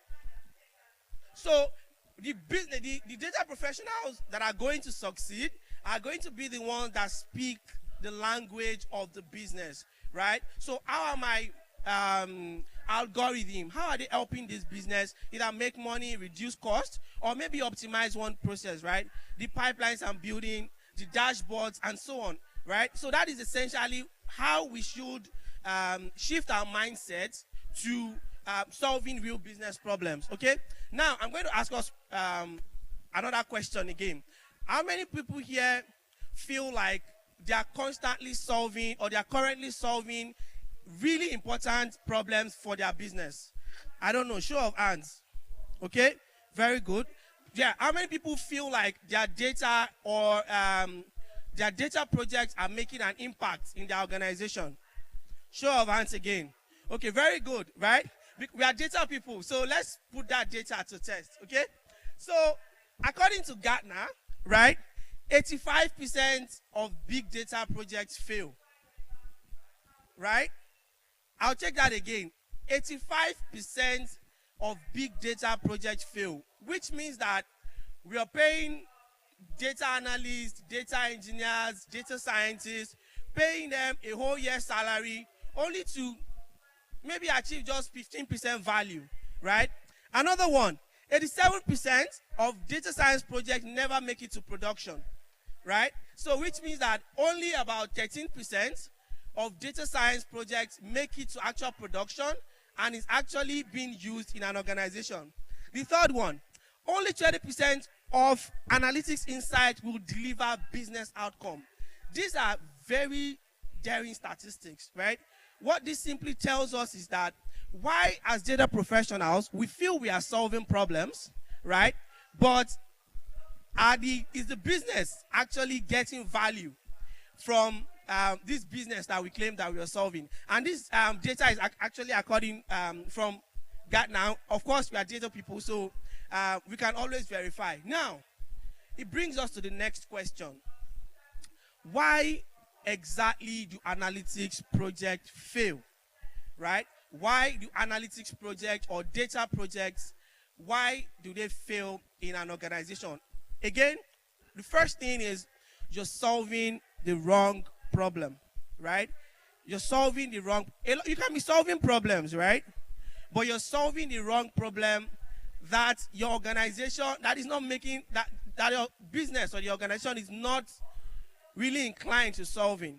I know as data professional, one of the things we first do is we get into an organization, we just go into the database, we look at all the data, and you just start putting things together, right? So we spend months, we spend weeks working on a business problem that is not a problem to the business. So it's a problem, right, that we're solving, but are we solving that business problem? The second one is actionable insights are not the focal end goal of your project, right? And I'll use a data visualization project as an example. We'll see a lot of dashboards today, I mean, on Twitter, on LinkedIn. Oh, I just completed my first successful project. We put it up and all. And there is a common thing or a common theme in all those projects. And I want us to really just, we can just open your laptop and just check the last maybe 2 to 3 projects that you did, right? It's majorly almost the same thing. You analyze, you do a count, you do a sum, you do an aggregate of this, you section it by maybe country, section it by category, do the same thing, right? But what are the insights, right, that we are getting from that project, right? So actionable insight is not the focus of some of our projects, and that is why they're not making real impact in your organization. The third one, which is something I'm very passionate about, data team is isolated from business, or as a data professional, you're isolated from the business, right? Fatah Itela really made a very, very important statement when he was up here earlier. And this is something that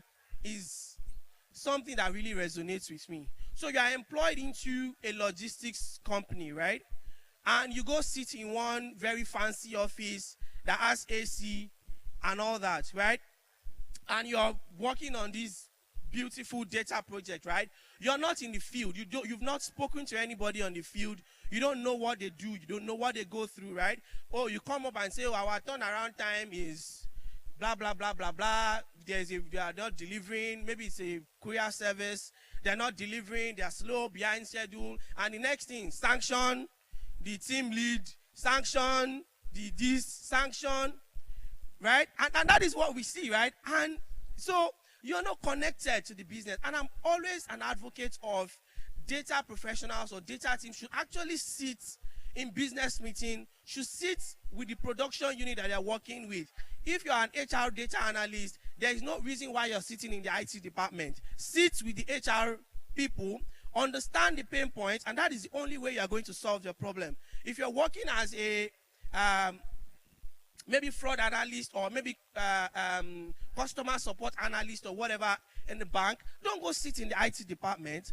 Once in a while, go into the banking operation, look at actually the pain point. What are some of the things that people are complaining about? Because what you see is you get your data and someone say, oh, we have so complaint. It took 3 hours resolution, 3 hours to resolve that problem. Does 3 hours to the bank mean 3 hours to the customers, right? Because you're tracking when the customer walks into the bank, lodges that complaint, and 3 hours to resolve. You didn't take into consideration that that person left his home at 9 a.m., sat in traffic for like maybe 1 hour, 30 minutes, got to the bank, right? Lodged that complaint, sat in the bank for 3 hours, left that bank, and maybe possibly because his ATM was stolen or whatsoever, he has no money to go home, and he has to maybe beg money or something, right? So those resolution, right, from the business perspective is the same thing as solving the pain point of your customers and of the bank. So these are some of the reasons why you have to be involved in that business, and you have to actually sit with the production unit or with the team that you're trying to solve their business. Another thing is lack of domain knowledge. I'm not going to stress this. A lot of speakers have spoken about domain knowledge and why you should carve a niche for yourself. Don't be a generalist data analyst, right? Don't be that analyst that you just want to do everything. There are blockchain analysts today that basically try to solve, use data to solve problem within that industry, right? There are operations analysts, there are HR analysts, there are people that are more optimized for the financial sector. But don't try to maybe bring the knowledge of maybe e-commerce to try to solve, I don't know, maybe retail or something, right? So try to have that domain-specific knowledge. And sometimes we may find ourselves in an organization first or in a team. Try to learn a lot about that industry that you are in, right? Because that is really what is going to set you apart. Then no clear roadmap for data, for implementation of some of these projects. So you take a long time, develop a project, and there is no clear roadmap on how that data is going to be implemented.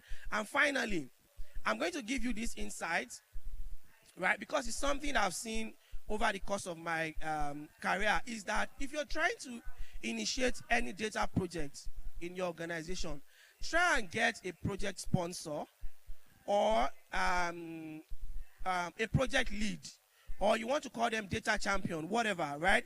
And these people are going to be either the ones that actually have the problem itself, or a very influential person that that problem really means a lot to, because those are the people that are going to drive that project. So if you build a solution for HR, you have to find either the HR manager or someone very key in HR that is going to influence, that is going to be the project sponsor, or that is going to champion that project, because you alone as maybe a data professional, a data analyst, data engineer, you really cannot implement. Yours is to recommend, give insights. So the people that are going to be the one to champion that project are going to be the project champions, and those are the people that you should be working with. Okay? So again, I'll ask this question. How many of us are guilty of this? Someone comes to us with, oh, I want to solve this business problem, and the next thing is, where is the data? I don't know, right? So a lot of competitions are maybe data projects online, right? You just see the thing, oh, we're trying to solve retail. And the next thing, you quickly download the data sets and just look at it. How many columns, how many rows, what are the dimensions, this. That is actually not how to approach a data project, right? And I'm going to show you how should we really approach, what is the, what I call the 8-step model or the business thing here. If you go right into the data, so you go into a data that has maybe geographical, that is maybe differentiated by geography or something, and you just feel, oh, this is a actually good attribute to segment by data by. But that isn't what the business wants, right? But if you understand what the problem is, it's very easy to trace that back. So the second thing is to build your hypothesis. The third thing is actually to gather your data or to connect to the data you want to be working with. Conduct your analysis, right? You reveal insights, right? So you reveal insights and you determine the recommendation. How many people, who knows what the difference between insights and recommendations, right? Okay, so I'm just going to, of course I know that we understand it, but I'm just going to reinforce it. Insights is actually, you're showing an hidden pattern, right? Or an hidden pattern in your data. What is not so obvious, right? But recommendation is, what exactly do you now want us to do, right? From here. So you come here and say, oh, we had a 20% year-on-year revenue decline, right? That is insight, right? So then what, right? What is the action? What are we supposed to do? How do we change this course, right? And that is really what we should be focusing on. So the next project, especially a data analytics project that you're looking to build, work on insights and the recommendations, right? Then get your point across. Getting your point across has a lot to do with communication, right? And I'm going to give you a very funny example. If you watch the movie, Don't Look Up, you see reasons why do people don't take scientists serious, right? Because someone is coming to tell you that the world is ending, and the person has glasses and does this. We have calculated the orbit, and we have 5,600 kilometers. It's going to hit Big Bang. We're going to all die, right? Because they don't communicate, right? So communication is really essential. You may have a fantastic solution. You've solved a very big problem, but how do you really step into that boardroom to communicate your findings, to communicate your recommendations to business stakeholders that this is actually the problem that you solved? For purpose of time, implementation and evaluation is also the next thing. So to round up, so how can data professionals position themselves as change agents in their organization? Build business acumen, right? Understand the business that you're trying to solve problems in, right? This is very, very key. The next one is improve communication skills, which I've also talked about, right? This is in addition to all your technical knowledge, right? So that you cannot put your technical knowledge aside, but what are the things that are going to really help you drive change in your organization, right? Work on your communication, right? Improve your presentation skills. Please, if you are a data professional, data engineer, machine learning, data scientist, please, PowerPoint, using if Figma is your choice tool for presentation, this is something you really have to invest in, right? Because you cannot come into a boardroom. You're trying to convince a stakeholder to invest in your business, and you're showing Python code, right? Right, guys? So just come in there, have proper presentation, and presentations could be either designing your slides or even talking to business stakeholders regarding your problem. Then finally is get domain knowledge, which I've spoken about. Then I'm going to leave you with this quote, right? Please feel free to substitute analytics with maybe science or something. That data analytics is not Excel, it's not PowerPoint, it's not R, it's not about the tool, right? Data analytics is not about the tools. Rather, it is about your ability to spot patterns in data and transform raw data into actionable insight. It is your ability to solve business problems with data. The tools are vehicles to get you to where you're going. They are not destinations. Thank you very much.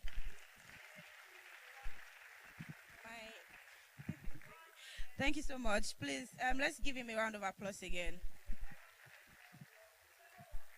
All righty, DataFest. All right, so it is lunch time, and lunch is only going to be for 30 minutes. So in 30 minutes, I want us all back here in 30 minutes. So if you were not here yesterday, lunch is, you take the stairs, and then you go all the way up, and then you go to the back. So you go out take the stairs, go all the way up, and go to the back in 30 minutes.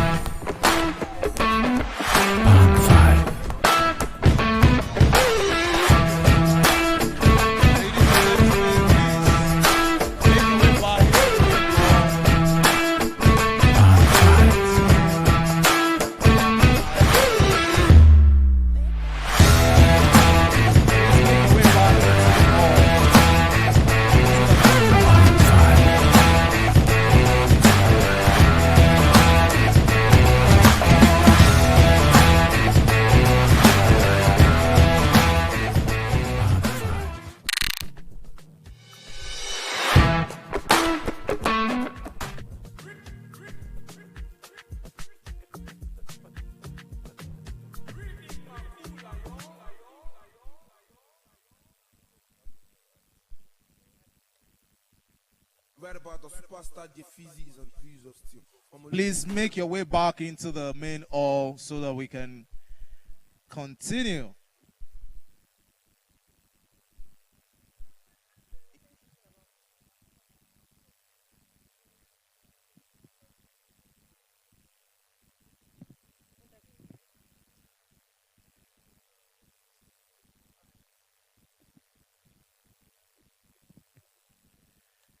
Please make your way back into the main hall.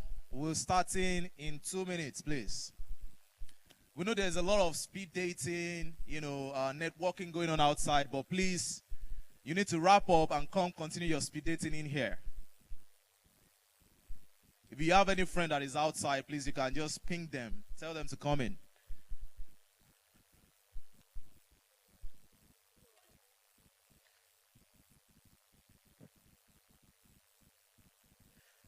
And by the way, let me also mention that we're going to have a raffle draw. All right? So in case you're planning to leave, please rethink that your plan. All right? Excellent. So this is good. Okay, so if you can hear my voice, please come into the main hall. Go back inside. Hello, everyone. Let's go back. Okay. Yeah, so there's going to be a raffle draw towards the end of, today's conference. So please make sure you stay till the end. We have some fantastic, prizes that will be won. All right? So please make sure to stay till the end. Very important. We're going to be doing the raffle draw such that your registration number will be up. And if you are the lucky one, you get to win a broadband MiFi. Broadband, not just 3G or 4G, broadband, right? So you want to win that. Please make your way back into the main hall, please.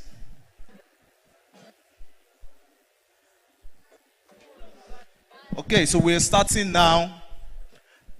So we have a video from one of our sponsors, that is Iterative. So we're going to play a video from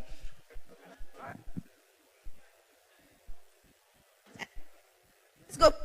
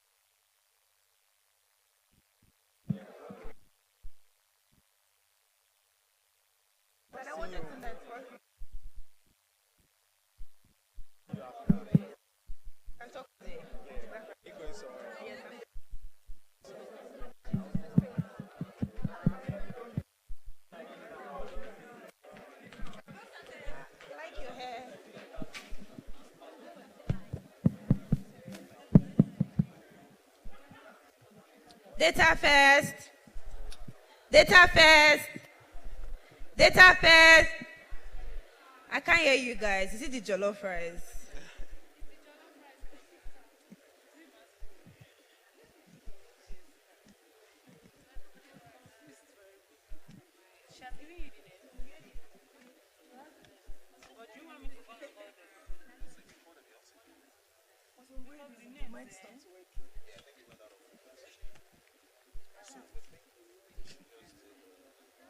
for the Twitter winners.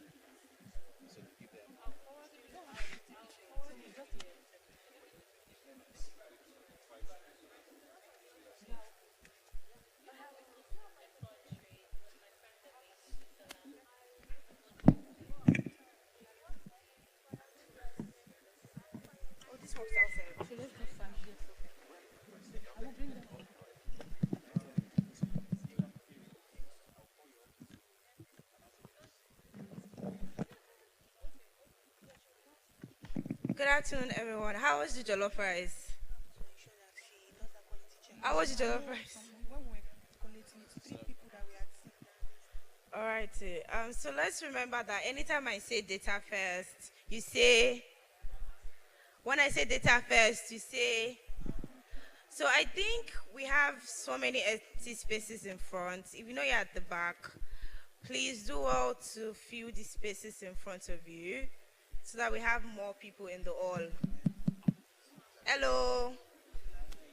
If you know you're at the back, please do well to fill the spaces in front of you so that we have more people in the hall.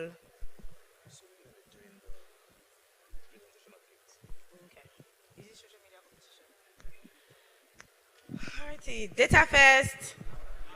Data first. Alrighty, so quickly, we are going to be doing the presentation of gifts. I know we're all aware of the social media competition that has been ongoing for a while now. So we have our finalists, and I'm going to invite Yinka Oke to come and announce the winners and also give them their gifts. Please let's clap for Yinka Oke. So just before I hand the mic over to Yinka, please, important announcement, right? We understand that some of you brought in your food into the hall by way of, I don't know how you did it, but please, we have, CCTV cameras everywhere. You're not permitted to eat here, and you're actually not permitted to drink water. Yes, you're not permitted to even bring the water in at for. I just said you're not permitted to drink water, and I can see somebody drinking the water. How about now? So please, just keep any edibles you have with you, just keep them. And please, let's occupy the front seat so that we can, create some impact in the front. All right, so now to the winners of the Twitter challenge. So we have about 15 winners, so we're going to do 5 now. So when we call your name and you are not here, just for the sake of those who are still outside, all right, if we call your name and you are not on your seat, please note that we'll have to bounce your name, all right? So please make sure you are seated as we call the winners. All right, so I'm going to hand over to Yinka, who is going to lead us in that process. Thank you. Please, we asked you to make a tweet or to reply to our tweet, I think about 3 days ago, if you wanted to win a MiFi and tell us why we should give you a MiFi. And we also had rules. You had to use the 2 hashtags, DFA 2022 and whatever the other one. So those are the rules that we used to choose the winners. The first winner that I have here is, and if I call you, please, when you come up, you have to show me the tweet. That's how I will know that you're the person. Abdullahi Yunusa at Artemis1511. Are you here? Abdullahi Yunusa. Sapotilo. Next I have Sheon Ijadele at S Ijadele. Sheon Ijadele, are you here? Okay. Next I have Oluwashona Paul Isometric at Oluwashona PA. Wow. I have Josh Adedoyin at Woo! Josh Adedoyin. Let's keep clapping for him.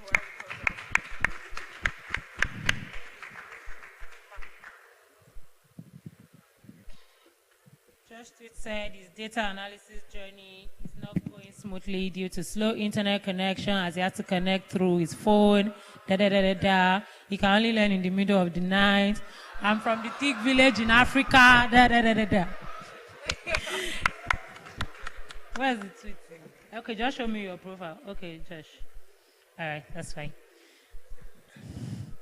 Okay, next we have Sharon. Sharon is at SCindy55.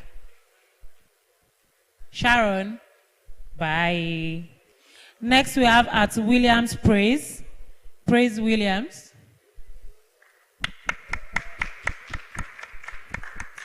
Where is it? Okay.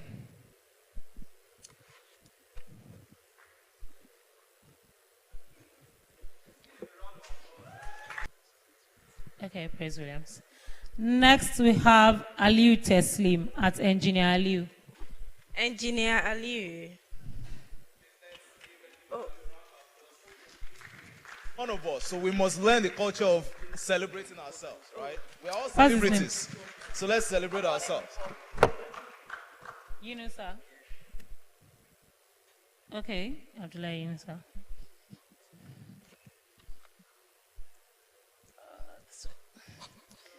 Congratulations. Your Engineer Aliu. Just show me your profile, that's fine.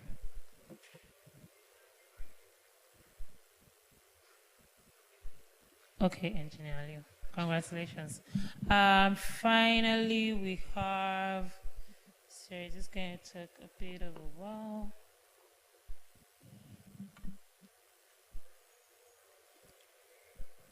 I don't know what I did, but.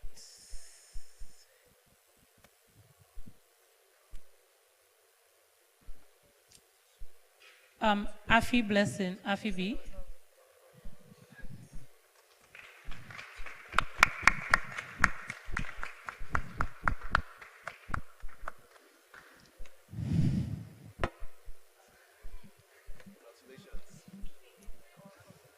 Congratulations. Let's give a round of applause to Yinka, okay?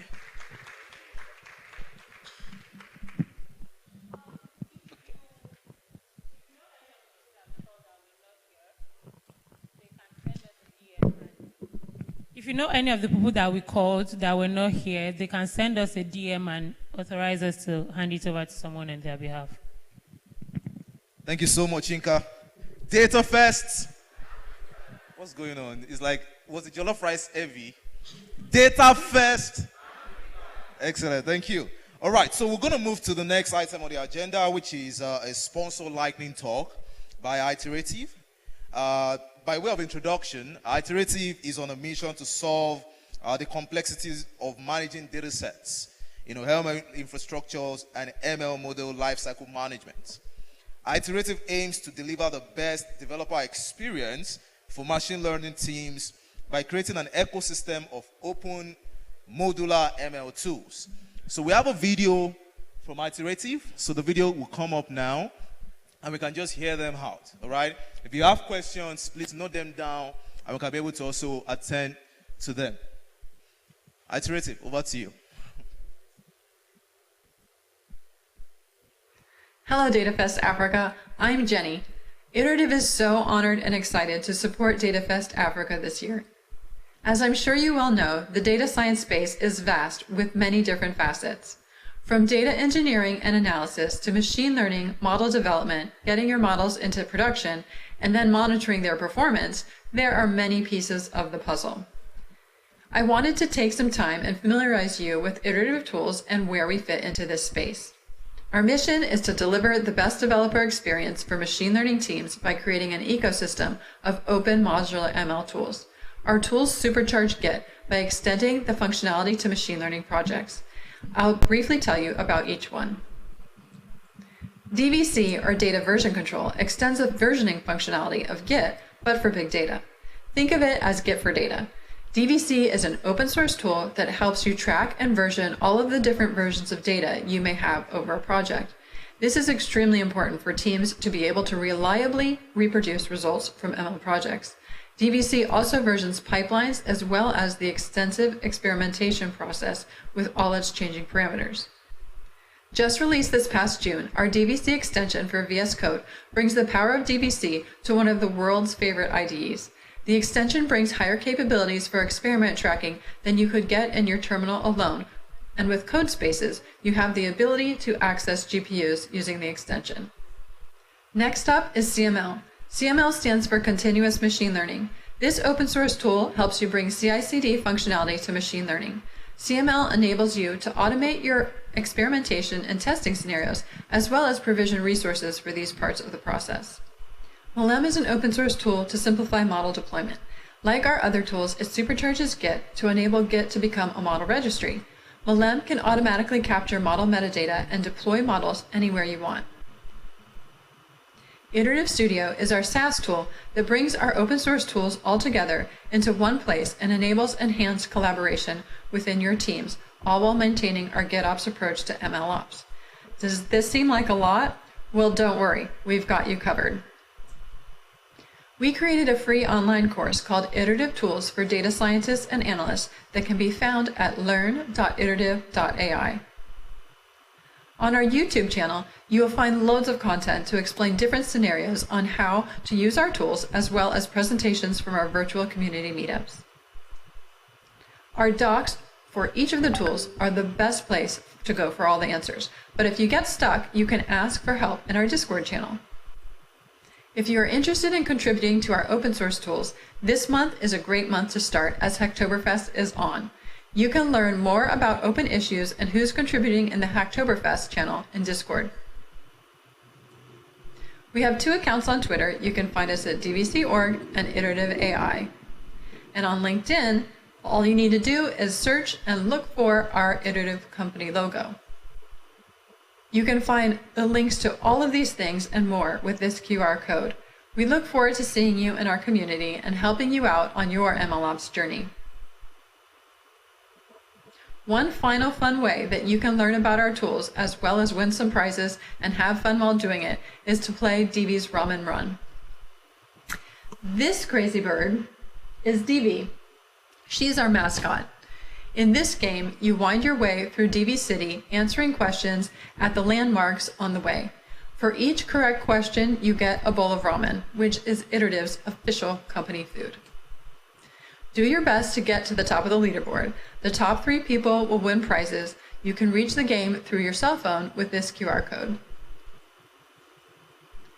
Finally, if you're interested in MLOps, definitely get involved in the MLOps community logos. We should have some swag for you at the next event. We hope you learn a lot and have fun at this year's DataFest Africa. We look forward to seeing you in our own community as well. Have a great time. Thank you, Iterative. So we have, gifts to speak to us. Hi everyone, I'm Gift. So I'm representing Iterative. So from the game presented here, if you are into the MLOps or the ML space, you can play that game. It has gift for like 25,000 chi money for the first position. Iterative actually built that tool for this program. So it will be ending by 4 p.m. I held a session on that already, so you can also check on Iterative. And the swag will be shared for MLOps Community Lagos, which is happening, which I'm organizing with 2 friends, happening November. Yeah, so thank you. Thank you, Gifts. Thank you very much. Anoma, it's been a good time, right? Yes, it has. All right, so over to you for the next session. Thank you very much, Lekon. Please, can we give a round of applause to Lekon? Please, that's not how to clap for my co-host. Please, let's give a round of applause to Lekon. Thank you very much. Okay, so the next session we're going to be taking now is the Women in Tech session, where we'll be having various women that are doing exceedingly well in tech come up and talk about their experience and share their experience so far. So first on my list, or first on my panel today, is Olise Amaka Chiedu.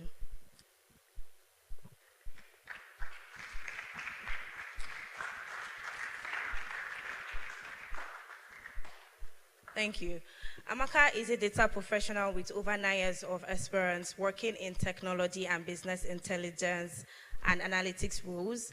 As the deputy lead data analytics at Flutterwave, she has been instrumental in driving the Flutterwave data strategy and roadmap by creating a data-driven culture through the provision of self-service analytics reports and data dashboards, as well as managing the implementation of the data warehouse, which serves as a single source of truth for analytics and reporting. Before this, she worked in some of the leading banks in Nigeria in various data roles, connecting senior leaders to the insights they need to create a data-driven strategy. She is passionate about empowering others to work with data. She enjoys watching comedies on Netflix and doesn't miss Taco Tuesday. Please, let's give a round of applause to Amaka.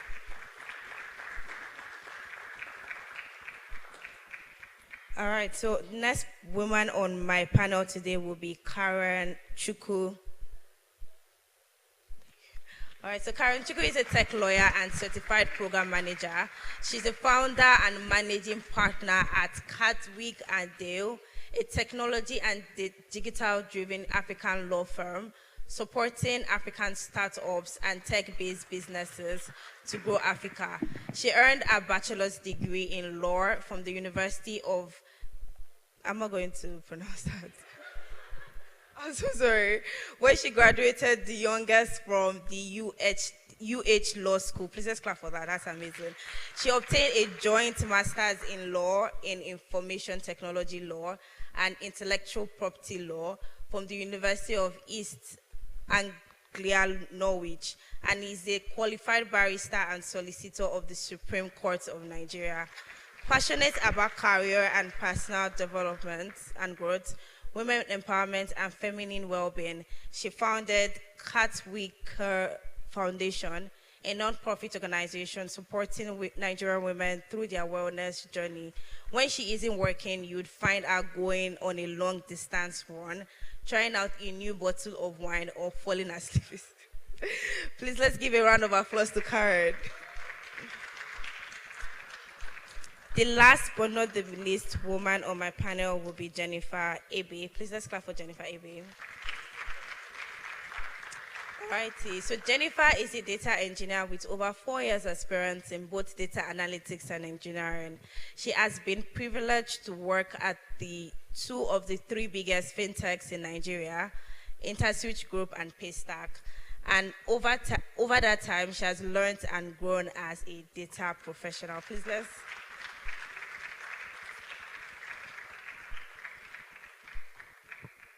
And then there is me, your host for this panel. Anoma, please clap for me. Thank you. All righty, nice to meet everyone. How are you doing today? We can start from you.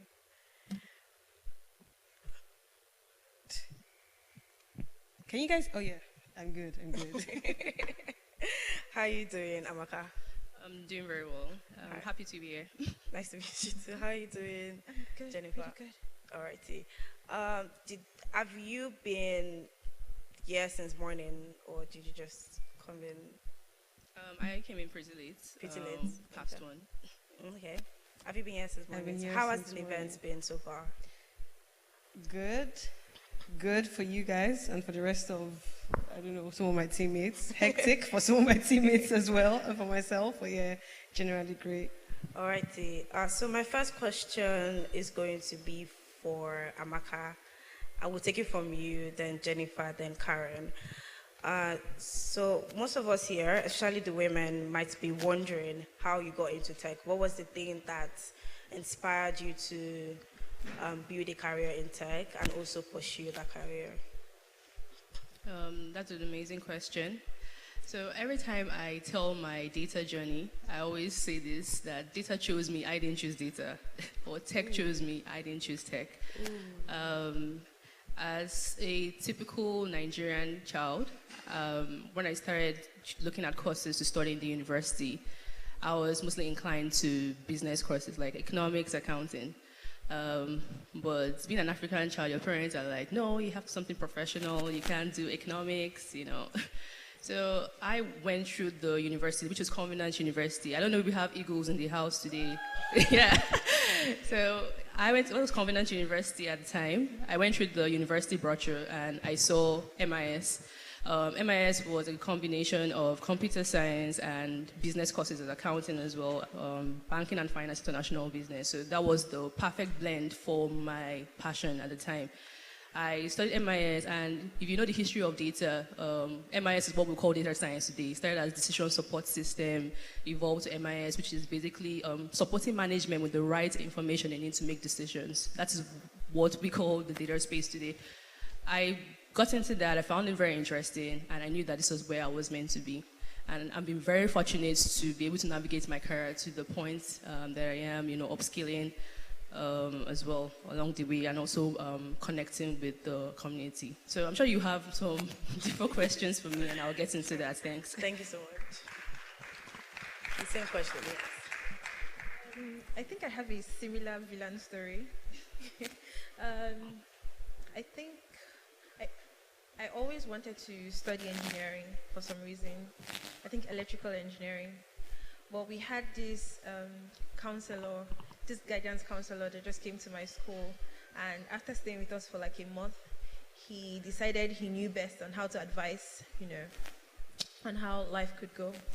And I think my villain story it started when he called me and said, what did I want to do? Like, what do I want to study in school? And I thought, electrical engineering, that's it for me. But then he's like, oh, you love maths, you're good with numbers, and you like to be in control of your life. I think there's a course that's perfect for you. That's more perfect. And he was like, have you heard of mathematics and statistics? And I was like, why would I want to solve maths, like, outside of secondary school? What's going on? Anyways, he spoke to my parents, because obviously, it is the award. Well, he spoke to my parents, and they were gracious enough to like, okay, let me do it. So I did. I got into school. I discovered that as much as I loved to control how outcomes of my life could turn out, I could do it with data. Not necessarily, because right now I feel like I can't predict how my life is going, regardless of data. But I think that's how I got into data.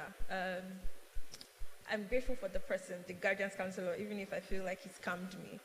He told me I was going to be able to predict how my life would go, but it didn't work out that way. But that's basically how I got into data. I studied maths and stats, and I think I kind of just built from there. And yeah. Same question. Okay, good afternoon, everyone. Again, my journey into tech. So, these are the real tech women. I'm just a tech lawyer. You're still in tech. I know I'm still in tech, but when you think about it, us lawyers are lawyers. These are the techies. And actually, I have very similar experience to the rest of them. I had an African dad. After uni, I really wanted to, just delve into tech. And it started with loving gadgets so much. So yeah, I was that Apple baby. When Apple actually releases a new product, I want to be there. But not just because of the products, but how they're changing the world, technology in general, science and technology. And so I was fortunate to actually find a joint master's in IT/IP, information technology and intellectual property law, which I did with my partners as well at uni. And my dad said, no, you have to do something in either oil and gas or maritime. Funny enough, Swansea at the time was actually even offering a scholarship for me to come do maritime at their university. So go and tell a Nigerian father that I want to come and do a course where you pay thousands of pounds, but another university is offering me, a scholarship to come do this there. But the truth is, tech is currently doing and is doing amazing things. And I did have that disagreement with my dad, back and forth. It got our relationship strained. But at the end of the day, last, now only you waka come. So I really had to go for what I wanted. And that was how I found myself actually as a tech lawyer. I just had to major in it. So that's amazing.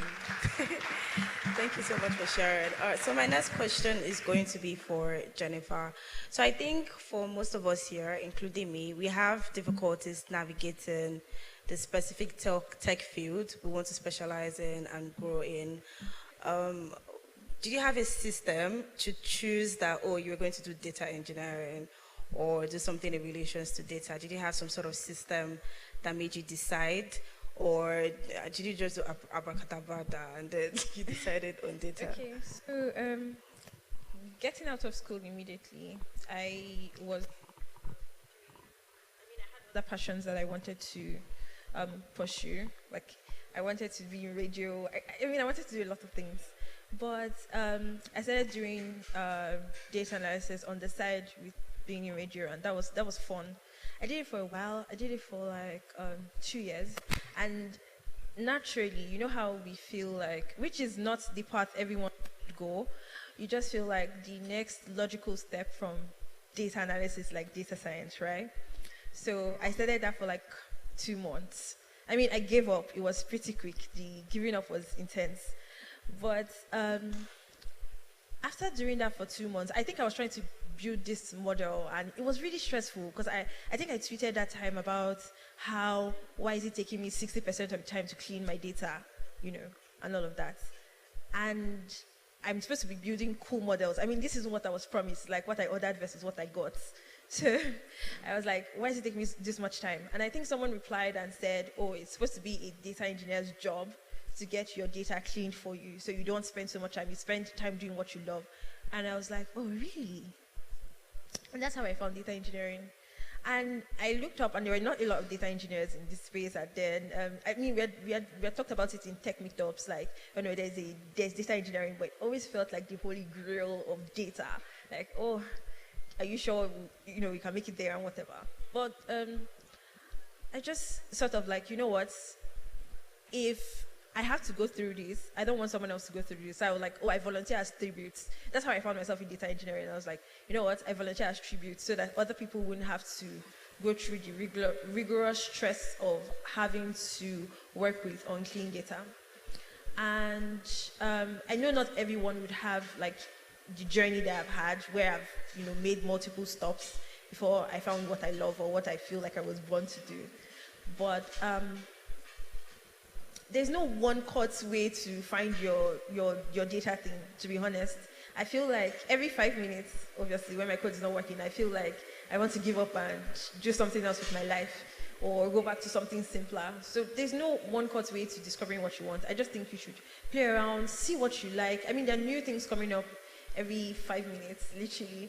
I think I saw a job posting for an ML researcher. I mean, I've seen ML ops, but I was like, ML researcher, what's that? Like, it's new. There are lots of cool new things. So I just feel like you should play around, jump from one thing to the other, and then when you find your niche, stick to it, and that's it. Thank you so much, Jennifer. So to Amaka, my question would be, have you ever had to deal with the pressure that comes with being a woman in tech? So there used to be a time in my life when everywhere I went to, when it comes to tech meetup, I was almost always the only woman. Every other women in the crowd were probably organizers, or people that are not interested in whatever is happening. And it made me feel so much pressure for like the longest time. So have you ever had to deal with that kind of pressure, and how did you handle it? Definitely, I've had to deal with the pressure. When I started out my first job, I started out in banking. That was where I got my first job. And I worked in the core banking application team. I don't know if everybody, if you worked in the bank, you know the CBA team. So that's where I actually started my career. We were only 2 women in a team of 20. So it was a bit challenging because even making work friends, right? It's all guys beside you, and before you know it, you have to even fight to keep your feminine energy because they're all guys around you. Even the lingo is changing, but I think I saw it as a challenge I was willing to step up to. It challenged me to also prove myself and to upskill. And I always believed I was never second to a man when it comes to the job. And it has really helped me. I don't see that the challenge, I don't even see the bias, if I'm actually being honest. I see them as my equal, as my colleagues, when I step into the room. And I think the only challenging thing, especially when you rise to leadership positions, is that you have to prove yourself, or you have to almost be, very good, if not the best at what you do for the men to take you seriously. But I think that is changing these days. Like even in tech roles, you see women holding key leadership positions. Even in banking, you see women in tech, holding key leadership positions, and even in the team. Women are actually, taking their stand and actually pulling their weight, and I'm very happy to see that happen. So yes, it was challenging, but I'm happy that now, you can be an example that people can say, oh, if this person, can do this, I can do it, But I think, if I'm being honest, I think the most struggling part was maintaining that feminine energy and always having to, prove yourself on the job, and I don't think you should think about it. There are always going to be men, but I think you should focus on your path, your vision, and what you're trying to do, and everything will sort itself out. Yeah. Thank you so much. All right, so to Karen, so I want to assume that you've had to go through a lot of challenges. I want to assume that you've had to go through a lot of challenges founding a tech law firm. So how were you able to deal with those challenges as a woman? And how were you able to fight through and ensure that, oh, I'm here to stay and you can't fear me out of this place I'm in? Okay, so if some of you were here when my partner was talking earlier, she had said that I have coconut head. She meant it. That's the first thing that you need to know. We found in a tech law firm. It's been easy, with my partners, obviously with my team. There is a whole lot of coconut head that has to go into that. And I say coconut head because you definitely have to be tough. Like she said, she had started out with just another female on her team. Aside from that, there are other things that I've experienced, and the truth is, navigating that really means that I have to wake up every day and choose what I went, for. And you remember, I fought with my dad, so there's no going back. So every day I wake up, I'm not trying to do aspire to inspire, no, but there's something that I do which my partners can account for. I like to go on long distance runs, and the reason is because it helps me put things in perspective. Because there are days when I've had to struggle, there are days when I've broken down, there are days when I've just, it's just been overwhelming. So I think it's just all about putting my eye on the prize, really. And because I come from, this region where you pretty much have to do things, and when you try to come up with something novel or not really, because, if you think about it, tech law is not very vast in this region, right? And because it was something that we decided to go into, it means that every day I have to make a conscious decision to go back, even when it gets difficult. Along the line, I've gotten sexually harassed, and I've gone back, well, not to the harassment, but gone back to, doing what I love to do. But I think I'll just say it gets easier when you have the right people around you, people that you can sort of talk your ideas through, and people that can nudge you back up even when things get difficult. I think that for me, that's actually how I've been able to navigate it. Thank you so much for sharing, Karen. So to you first, because this is a question I want to ask everyone. So how many of us here deal with imposter syndrome? Even the guys, how many of us here? So people are not raising up their hands, but I'm going to assume that a large amount of people actually deal with imposter syndrome. And so, I don't know, some of us here might know Salem King, where he posted a video and he said, if you're dealing with imposter syndrome, it only means that you're good, because you can't be feeling bad about something, you can't be feeling like you can't do something, except you can actually do it.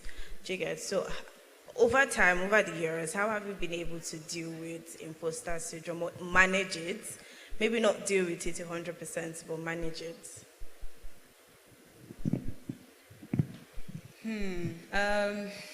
Like I said, having the right people around you to remind you definitely helps, because I've been there, done that. I'll probably be there again at some point.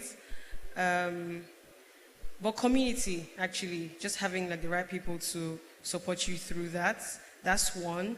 Two, you have to tell yourself, man, that this is all you, and that's the truth. If I could get $1 for how many times or the number of times I've been probably in a room, maybe talking to other guys and stuff like that, and I've been seen as, not brains, but look at me, I have a red lipstick on, come on. And there are times when people have acted in a certain way, and weirdly, I've had to I've taken the blame for that weirdly in my head. And what happens is, I've just been very lucky, honestly. Oh, that's also maybe one of the symptoms as well. But I think I've been very lucky with having the right people around me. Because these people remind you constantly that even when inside you're fighting with yourself and you believe that you haven't really merited certain things, they remind you of where you started from. So there's something that happens, right? Some people don't pause and look back to, see where they started from. And when you don't do that, you would definitely have that coming up. It will creep up. If you can't do it, it's okay. We're all dealing with it.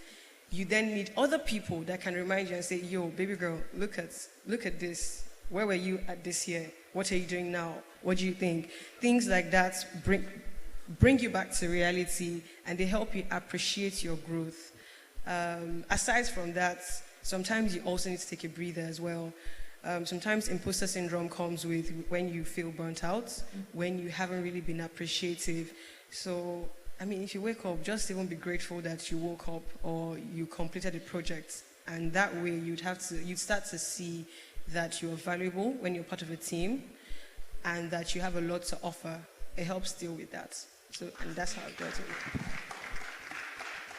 So same question, Amaka. Wow, okay. Imposter syndrome, do you ever stop not feeling that way? I don't think so. It's a constant battle, it's a constant reassurance of the mind. You have to keep telling yourself. For me, as a woman in tech, right, especially if you, like she said, if you're a woman that looks a certain way, people just assume when they see for example, an attractive lady, and you just assume, oh, this one is data, what can this one do? And you always have to keep proving yourself, let's just be honest. I think, like, my current role, one thing that I was lucky enough to happen was we were all remote. So nobody met me physically. I was just a Slack handle in the company. So I was working with men. I always work with men. I work with a lot of men because I'm in technology, working with database engineers, you're working with software developers and the rest. So everybody knew me as Olisamaka, just the Slack handle, and I came to the work and I was able to leverage this connection. I was able also to deliver on certain projects. I became popular. And the first time we had to go into the office, I remember people looking at me and I thought, this is the Olisamaka, like, everybody had to see one man with a deep voice and all this thing, and they were shocked to see me. And I think that the level of respect just went up. But I had to be conscious of that. I had to walk double. I'm being honest. I had to, like, this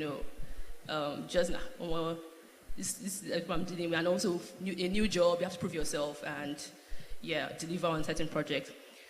So imposter syndrome is going to happen. That's one aspect as a woman. Now I'm going to address it from a career perspective, like general. You're always going to feel like you're not good enough for a certain role, or you're not good enough for a certain position, or you're not good enough to be in a certain space or room. But you have to constantly reassure yourself, and you need community, like she said. That's where community comes into place. Your mentors, your friends, your family, people that can talk to you honestly and give you honest feedback. I really appreciate honest feedback. I don't like bullshitters around me because I can be pretty brutal with myself. So I'd rather you tell me, okay, this is what it is, and I'll take that feedback. I think you have to be honest with yourself. When you're not pulling your weight, tell yourself. There's nothing wrong with that. It's an opportunity for growth and an opportunity for improvement. You have to constantly reevaluate where you're at and where you're trying to go. A typical example of this was there was a recent meeting that was held in my company, and it was with all the executive management for a particular project. There's this new VP of risk from Stripe.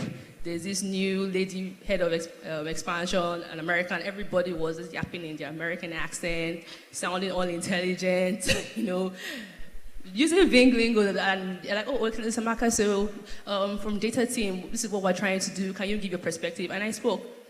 And in my head, at that meeting, I felt I didn't speak well enough. So luckily, I have a mentor within the system, and I scheduled a session with her. I'm like, hi, well, I need to speak with you on this. I don't think I'm eloquent enough. I don't think I express myself very well. And so, and she allowed me go on. I was rambling, just putting myself down. I don't think I'm this, I feel I need to work on the way I express myself. I think I need to work, I'm not eloquent enough. And she was like, okay, list 3 people in the company that you feel are very eloquent, they're good communicators. And I listed the 3 people. And she was like, okay, this first person is what do you like about this person's communication style? I said, oh, this. Okay, this second person, what do you like about this person's communication style? And this third person, what do you think about this communication style? I said it. Like, okay, so I will agree with you on person A, but person B, and say, I don't think so. And she pointed out what this person is doing wrong. And she was like, Amaka, I think you're an excellent communicator. I'm like, really? I'm like, yes, I think you express yourself very well. You ask pointed questions, and you're very direct and you're straight to the point, and you get everybody thinking about what is critical. I'm like, really? I don't see it that way. To me, I'm just, so like, okay, so next time you're in a meeting, I'm going to record you, and I'm going to send it to you, and I want you to hear yourself and how you're asking questions, how you're interacting. She did that, she sent to me, I realized I was actually speaking well. So I think there's this inner voice, and you need community, and I'm happy I have a mentor, like, you know, in the organization that can put me in check. And we have this conversation, we have this one-on-one session, and she gives me critical feedback, and I'm able to tell myself where I need to improve. But I give that example to let you know that you never have to stop, you never really stop dealing with imposter syndrome. You're always, you know, hard on yourself, and I think that's the only way you can improve. See it as a challenge and an opportunity for growth, and the sky is your limit. Thanks. Just okay, so there's something I learned to do a while back whenever I feel imposter syndrome. Wait, first of all, I think there's something we need to ask. Whenever you feel imposter syndrome, are you actually an imposter? Like, do you know your onions, or is your head just playing with you? And most likely, you know your onions. And if you're someone like me, you've recorded your wins, right? So you're very loud and vocal. Okay, maybe not very loud and vocal about your wins is, you could have a book that says, oh, I built this pipeline from A to Z without help, or maybe I needed help only once, right? First off, I feel like recording your wins always helps. So you can go back and remind yourself of the things you have done, just in case you feel like you're not good at it. And then also I ask myself always, what is the worst that is going to happen? I'm going to fail, yes, okay. People have failed and they do not die. Yeah, you beat yourself up, you would cry, stay under your table, work table for like 2 weeks and refuse to come out or refuse to eat or whatever. But what is the worst that can happen? Literally, you will not die, nobody will kill you. You failed at it, okay, good, move on, that's it. Everybody has failed at something. So whenever I have imposter syndrome and it's like, oh, do you really think you are? Yeah, okay, I'm not good enough, yes, but I'm still going to do it. What's the worst? I would fail and I would move on. And then there's also something that I've been trying to do to sort of encourage myself to. I've been putting posts everywhere. If you know me on Twitter, it's like best in data engineering. Every day I see that, it is like making a confession to what I want to be. So I might not feel good enough yet. I might not feel like I deserve it yet. It's just, I see it and I work hard to achieve it. Thank you. So I see it and I work hard to achieve it. So it's like making a confession like, okay, best in data engineering. I don't care if I feel like that right now. I don't care if I feel like that tomorrow. I am the best and I'm going to keep putting in the work to get to where I want to go. So imposter syndrome, what? What are you talking about? All of us are imposters. We don't belong here. We go home, yeah? But last, you will fail. And one thing I've been learning is failure is a normal part of life. You have to just fall down and fail fast, right? Don't fail and then lie down. Like, I'm saying this now, I do that all the time. So I lie down for like 2 weeks at least to recover. Well, fail fast. We fail today, don't get the job. Okay, tomorrow we are going out and be like, no problem. I'm coming back and I will get it. It's fine. I just have to learn. So if you feel like that, make sure you're not an imposter for one, please. If you are, level up. That's it. But then just keep going. Like, the worst that will happen is you fail. That's it. Just go for it. All right. Thank you so much, Jennifer, for that. So I'm going to ask you this question now because it's interesting that you mentioned leveling up. So my next question is along the skills and knowledge and abilities that is required of you to become a practitioner. So how many hours, okay, most of us here are entry-level enthusiasts in whatever data field we're interested in. So did you have a system when you were about to break into data engineering that allowed you build the sustainable skills that got you into where you were? If you did, can you communicate that with us? What you learned, how many hours you put in, did you work on projects? Did you send LinkedIn messages to everybody? Did you leverage Twitter and LinkedIn like most of us are doing? So like, your system generally on how you broke into data engineering? If anybody about me knows this, I stalk people a lot on LinkedIn. Ask her. I've sent her millions of messages. So thankfully, I think I've always been like blessed at this, but when I was trying to break into like data engineering, when I was trying to switch into data engineering, thankfully I got a job as a data engineer, right? So I had colleagues, I had a whole like bunch of people I could rely on, and with me it's usually is either I'm studying every day or 6 hours at a stretch and then drive for 2 weeks. I'm not, going back to it or something. Or leaving half-done projects everywhere. But I think that the most important system I've learned is consistency. For now, I have a 45-day streak on data camp.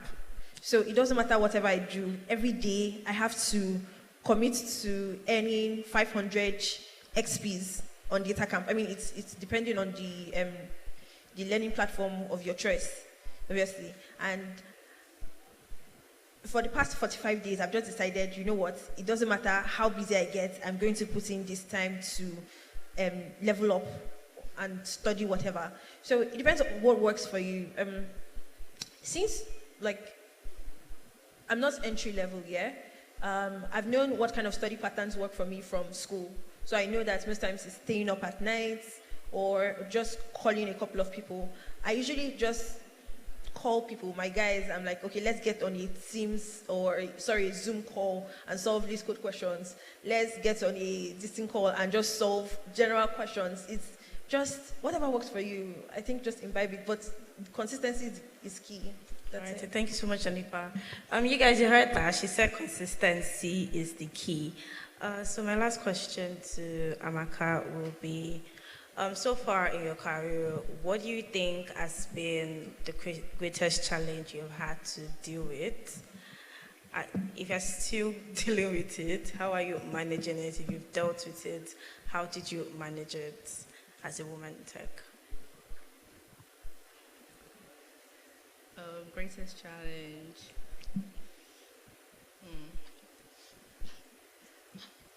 I think I don't think I have an answer for that, but being honest. I think I've been very, very fortunate. All these the girl that God has helped that you see on Instagram, and that woman that God has helped. Managers who believed in me and gave me a chance. Right from my first job to working on key projects, even being here on this stage today is just by working with people and leveraging networks to get to where I am. People have always believed in me. Sometimes I don't even see what they see in me, if I'm being honest. That's that same imposter syndrome. Like, oh, why do they feel this guy is so smart? Or why do they feel she's so good? I don't even say it that way, but I've been very fortunate. And from my first job to having the head of IT at that time believe in me, and I told him to see, I have this degree in MIS. I'm currently doing core banking. And I think I always reflect and I look at the trends in the industry and I try to map my career accordingly. And at that time, that was like 2016, I was like, I see either cybersecurity or data is going to be the new oil. And this is what I want to pitch my tent. And I said, I did my research. If I have to go the data cybersecurity route, I need to do my CISA, I need to get CISSP. These are the certifications I need to get. Now, if I have to go the data route, right, I already started my career at core banking. Sorry, I'm taking the question to a different direction. Yeah. I will need to get the certifications. I need to get this kind of hands-on experience because I think I even see that today, even in this room, especially for data enthusiasts, they are taking all this certification, taking all this training, joining all this community, but they don't even have the real-life application. Is that disconnect? And you see people like us that are in the industry, and we're like, all these people are doing amazing things, and we don't even have the time to upskill. It's just twisted. So I was like, what I needed at that time was real hands-on experience. I needed someone to take a chance on me just to get that hands-on experience. I had a conversation with the head of IT at that time, and I said, this is what I need. I need to get into data warehousing on data team. I know I can do this. I have my Oracle certification. I've put in the work. I I studied MIS, this is my skill set. I know I can add this value to this team. He introduced me to the head of the team at that time. He had a brief chat, and we were like, oh, Olisamaka, we'd love to have you on the team. And I got on the team. I was put on strategic projects. I was able to upskill. I was able to learn. I was able to add the value that I promised I was going to deliver on that team. And was upskill. Up from there, I worked on a project with another guy, and he recommended me for my next job opportunity. I moved on to my next role. Another person I worked on a project also recommended me for my current position. And I worked with Okpe on a data call prayer. Okpe recommended me for this speaking engagement. So I've always been fortunate to have people that believe in me, that feel, this girl seems like she knows what she's doing, and they've always, created an opportunity for me. And much as possible, I try to also, give that same opportunity to people who I work with or women. Especially, I'm very passionate about women, create an opportunity for them, because you just need that one person to believe in you. I've had the right mentors, I've had the right, people around me who have always taken that chance on me and created open doors for me to be able to show my talent. You can be very talented, but if you don't have the right opportunities to express your gifts or that talent, nothing is going to happen. So I feel an element of this, the element of grace, that factor. There's also the being at the right place at the right time, Also putting in the work. It's one thing for you to say, oh, I want to, at least, when I wanted to make that switch data, I already had my Oracle certification, I had my SQL expert certification, everything was just waiting. It's just how to apply. I was ready, I was hungry, I wanted to prove myself. I was asking questions. I remember people walk with me like, oh, this guy is hungry, I put on this project, you carry me for meetings with MD and everything. I'm like, okay, let's go there. And it's just been like that for me. And so I would say to people that are here, put in the work. You're already they're already doing like step 1 or step 2, right? You're here already. You're at DataFest Africa. Network. Your helper can be sitting beside you. So look at your helper. You're sitting beside you. Like, are you my helper? So yeah, look at her. Remember, here, Network. Jennifer said she was sliding into DMs. Someone sliding into that DM. One day they'll be opening. They'll be like, it's not true. There's this person that has been disturbing me. I have to come and interview. So when opportunity, is always there, but opportunity only meets the prepared. You have to be prepared. So when opportunity presents itself, you're ready to seize it. And that is what you just need to know. You might move fail along the way. Even people like us are still chopping breakfast, but we move. We'll say, okay, what am I doing wrong? Okay, I take this is where I went wrong. I always say, be honest with yourself, Be your own hardest critic. Don't wait for another person to come and telling you this is where you're slacking. You have to tell yourself the truth and ready to put in the work.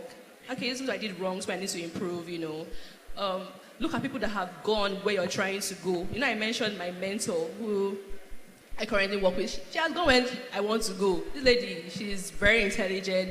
She has her MIT, MBA, everything on there. She speaks like wisdom. I'm like, that is what I want. I'm ready to be like her. And I've attached myself to her, and she welcomed me, with an open hand, giving me that feedback that I need. So you too, look for mentors, right? Attach yourself, and trust me, if you keep applying yourself, if you keep making those steps, it's eventually going to pay off. It might look like it's delayed, but trust me, it's to pay off. So I think that's it from me from that, yeah. Thank you so much, Abaka. So quickly, my last question to Karen will be, so if you look back on your career so far and you were to go back to the beginning or along the way, what is something you would have done better? Honestly, I don't think there's anything I would have changed. Because funny thing, I started working at a coach, I think at the age of 14. I don't think there's anything I'll change. I feel like everything that's happened for a reason and put me on this path. So if I actually say now that there's something that I would want to change, then that'll be me being ungrateful. I don't think there's anything that I'd want to change, actually. Thank you so much, Karen. So we're going to take 3 questions. If you know you have a question. Okay, I see one person. Anybody, come up. Anybody else? Question? Okay, come up. Okay. Alrighty, so we're going to take, come up. We're going to take 2 of you. Oh, she's going to come. She's going to give it.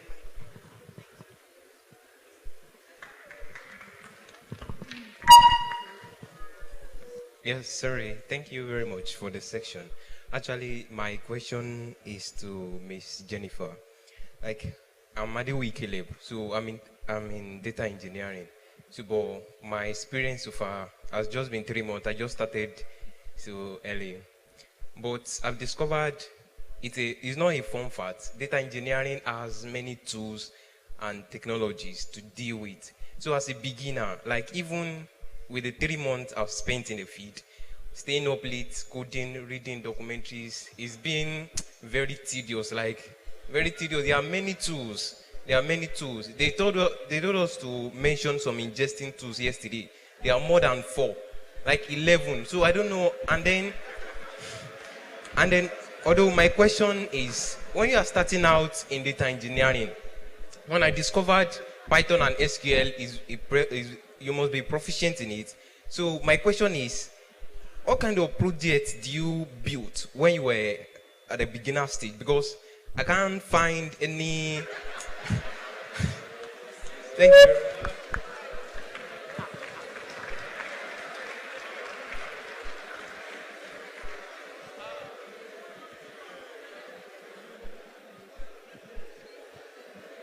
All right. Thank you very much. My name is Yomi Arebeshola. My question is kind of related to you. I'm new to data analytics and I started like 3 months ago. So my major challenges here now is this. Actually, I'm taking Google Analytics Certificate Profession. Now, as you are taking one, you will see another course coming up. For example, there is this, I think ALS that is coming up now. And people will be telling you, this opportunity, take it. This opportunity, take it. So the problem now is, before I started this Google Analytics, I took a course on MySQL. As I finished that course, somebody sent Google Analytics to me. So the one I finished, I've not done any project on it. So I crossed to Google Analytics. Now, that one I'm in the course 3. Another person is sending another one to me. So the question now is, when do you know the opportunity you take or you finish the one you are doing? Because they will tell you this other still will not come again if you don't make use of it now.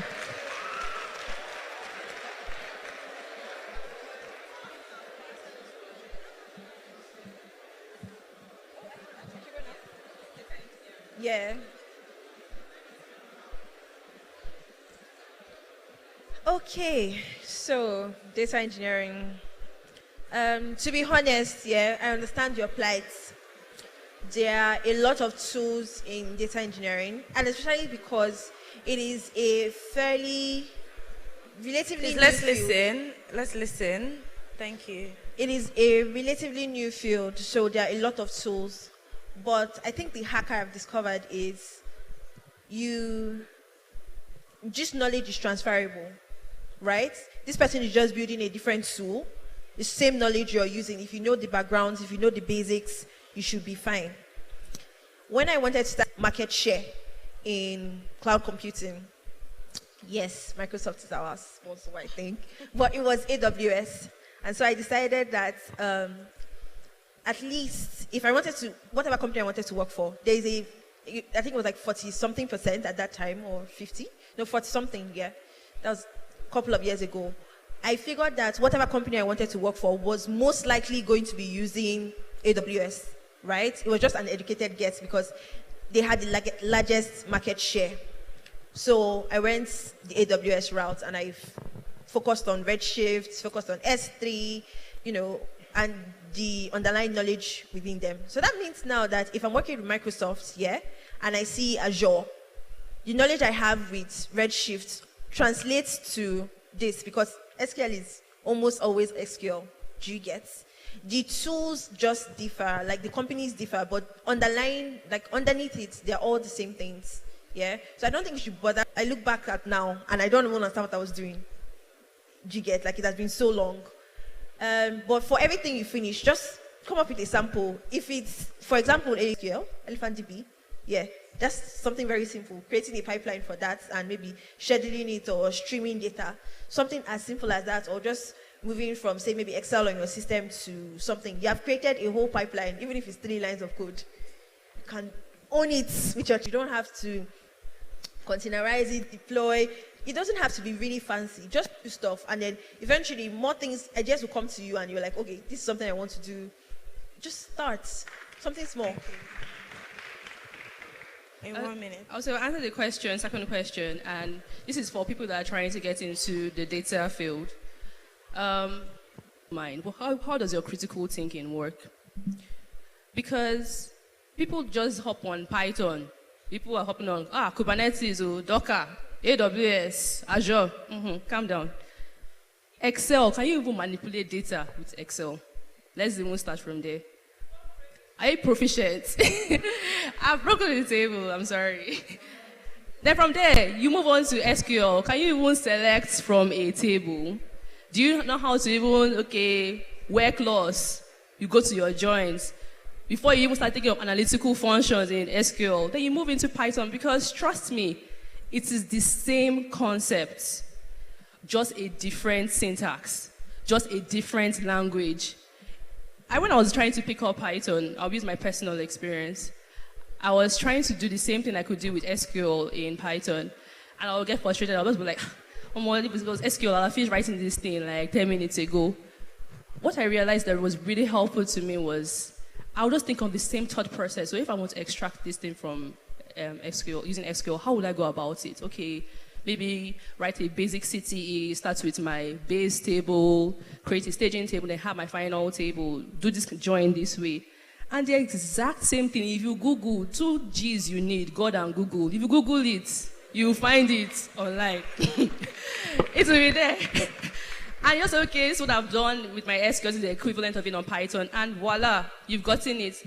Then when you start, with your SQL, then you can now start with your Python, then you can now leverage different technologies. Right, so but I think the first thing is you have to understand data. Also, domain expertise plays. That's even like a long-term plan, because there's a long-term plan. I'm not even going to domain expertise. But you have to have an analytical mind. Okay, do you enjoy breaking things? Do you ask yourself why? Because even if I throw you into a data role, you will still be missing the big picture. I've seen it happen today. I think 80% of the work is even understanding the question. What is the business question that's presented in front of you? What is even the question? Because you just spend all that time and effort building dashboards, building pipeline, but you're not solving the real question that is being put. You're not even solving the pain points of the users, and you've missed it. So being able to even interpret questions correctly, being able to ask the right question, being able to smell the numbers, for me, that is priority. Skills, you can get it. You can train the person. All those things, we'll get there together. All of us, like you said, we're all struggling, we're coming up, we'll learn the tool together, we'll figure it out. Then to answer the question about, today is AWS, tomorrow is Azure, tomorrow is GCP, I think you also have to have an idea of where you're going and what you're trying to achieve. If your focus is on the Nigerian market, I would say focus on Microsoft, because Microsoft is the preferred partner for most Nigerian companies. I've said this a lot. And so start picking up your Microsoft Azure, MicroSQL Server, basic SSIS, and the whole Schnaps, data bricks, and the rest. Good. If you want to migrate, if you want to Jackpa, if you are thinking of going to the Americans or the Europeans, you might not want to focus on AWS or Google Cloud platforms, because that's what they majorly use. They use Looker. They're using Power BI. They are using, GCP. They're not using Azure. They're not using Oracle, for enterprise solution. Most people have gone cloud.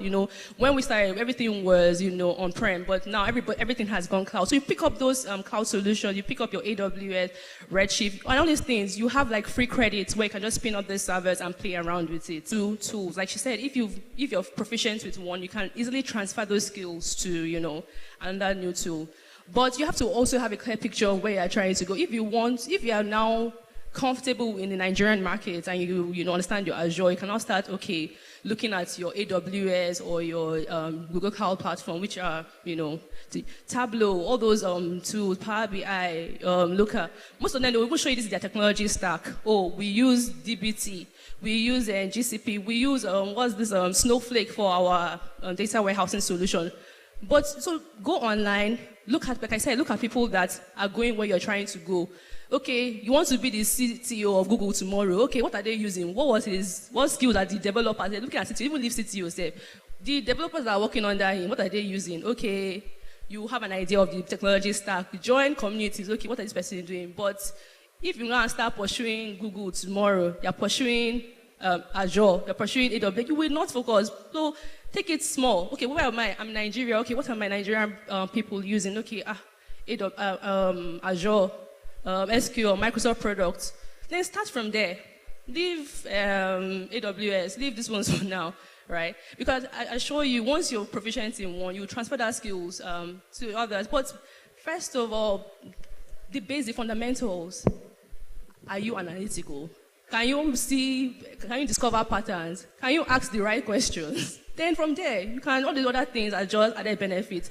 If you can't start killing yourself, building models, you go on cargo, if the model is not modeling, you'll not be wasting your time, I'm telling you. So yeah, that's it from me, thanks. Thank you so much. Thank you so much to my amazing panel. On behalf of DataFest, the organizers and the team, we have an award, that's a sort of plaque to give to you. So I'm going to start with Karen. Thank you so much for coming.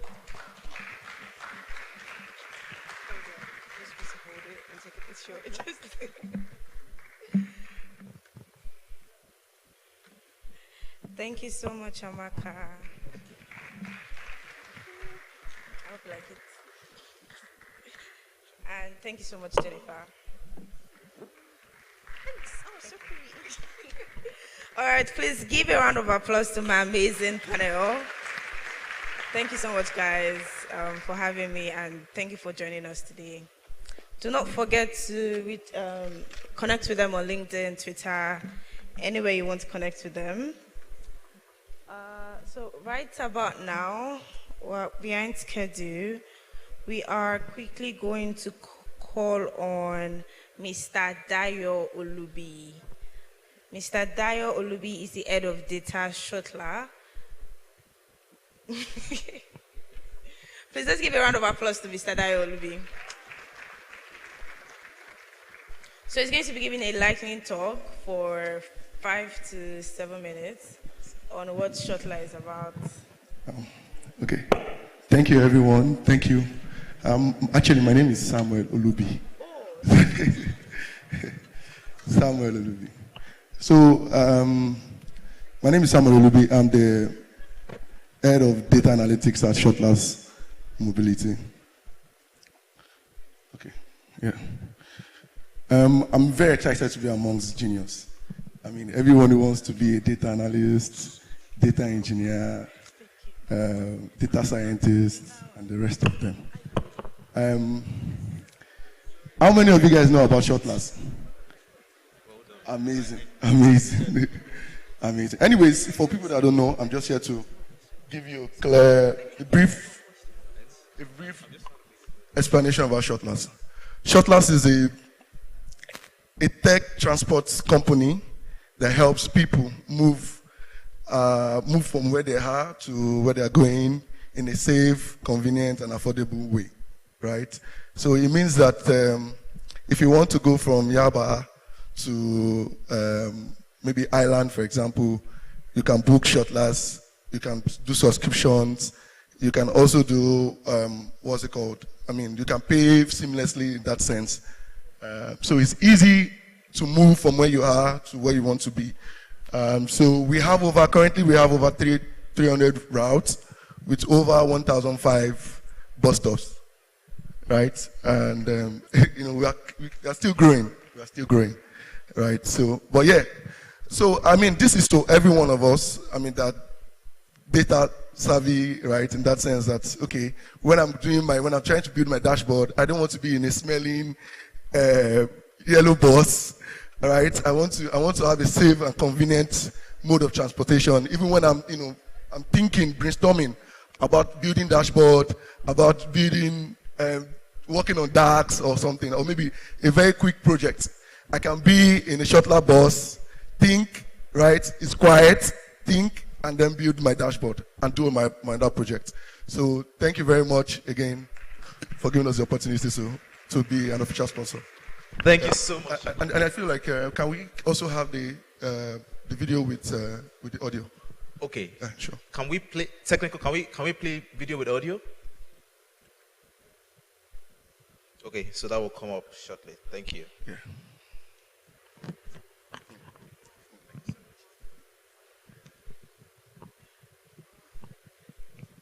Please give Mr. Samuel another round of applause. In these Thank you so much. streets lie endless tales of highs, lows, and resilience. Stories that are still being written. Stories many would rather not tell. These rugged roads bear prints of struggles, triumphs, and pulsating dreams. Early mornings, late nights, and chaos in between. Still, we do it all over again in the pursuit of greatness. Moving in symphony, one person leaning on the next, a community of dream chasers. To those striving for a seat at the table, or creating their own, we see you. To those on a journey to fame and reaching for the stars, we are with you. To those trying to figure it out one day at a time, we believe in you.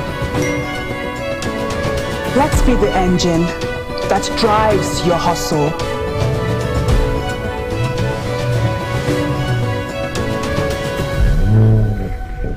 Shuttlers, the smart way to move. Amazing. The engine that drives your hustle. I love that. Good. So we are definitely moving towards the end of this fantastic conference. But like you all know, it's always good to save the best for the last, right? So just in case you are thinking of leaving this hall, you need to rethink, because we still have about 3 sessions that you want to listen to. First of all, if you want to know the date for the next DataFest Africa, we're going to announce it today. Secondly, we have a raffle draw, like I said, where we have broadband MiFi that we're going to be giving out. And at the same time, we have cash prize. All right? Oh, I hear some excitement here. Excellent. So we have some cash prize that we're going to be giving out. So you really want to stay back and let's do this together. All right? So without further ado, I'm going to call our next speaker, Zion. Zion is going to share with us. Do we have Zion here? Okay. So Zion is going to share with us on experimentation, recipes for improving commercial data products. Who is interested in building commercial data products? Anyone interested in commercial? I believe everyone is, right? Because at the heart of whatever we do, all right, is value for value, all right? Demand and supply. So Zion is going to be sharing with us for about 10 to 15 minutes on, recipes for improving commercial data products. So, Zion?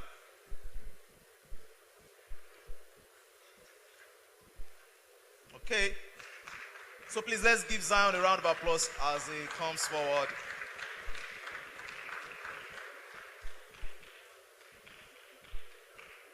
Please give Zion a round of applause. You're going to learn a lot from this fantastic man. So you want to give him a round of applause. So while he comes up, so we have some lost items. We have a wristwatch. Just in case you misplaced your wristwatch, please come for it. Casio, we have a USB charger. And I think we have one other thing. A bead, just in case you misplaced those things. So please come forward and meet me over there to get them. Suzanne, thank you so much.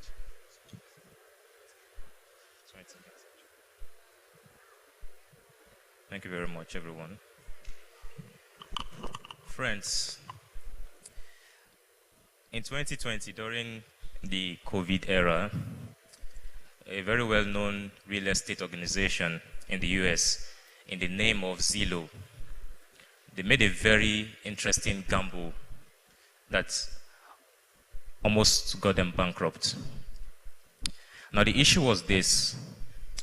They built machine learning models and used those model predictions to make decisions on housing price. And their decisions failed. The failure was not in the incompetence of their data team. They actually have some of the best data practitioners and data scientists around the world. Their failure was in their impatience to invest in the research that proves out the value of machine learning models. Now, not every organization or every company that takes a risk like that can actually bounce back from that failure. They lost billions of dollars. I don't know if some of us might be aware of Zillow.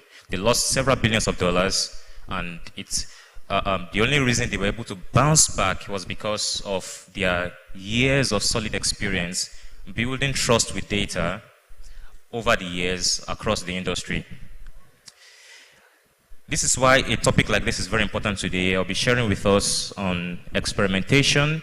We'll be talking about recipes for scaling commercial data products. My name is Zion. Up until recently, I was a data science practice lead at Games Consult, a tech consulting and talent development organization. And just a very brief about me.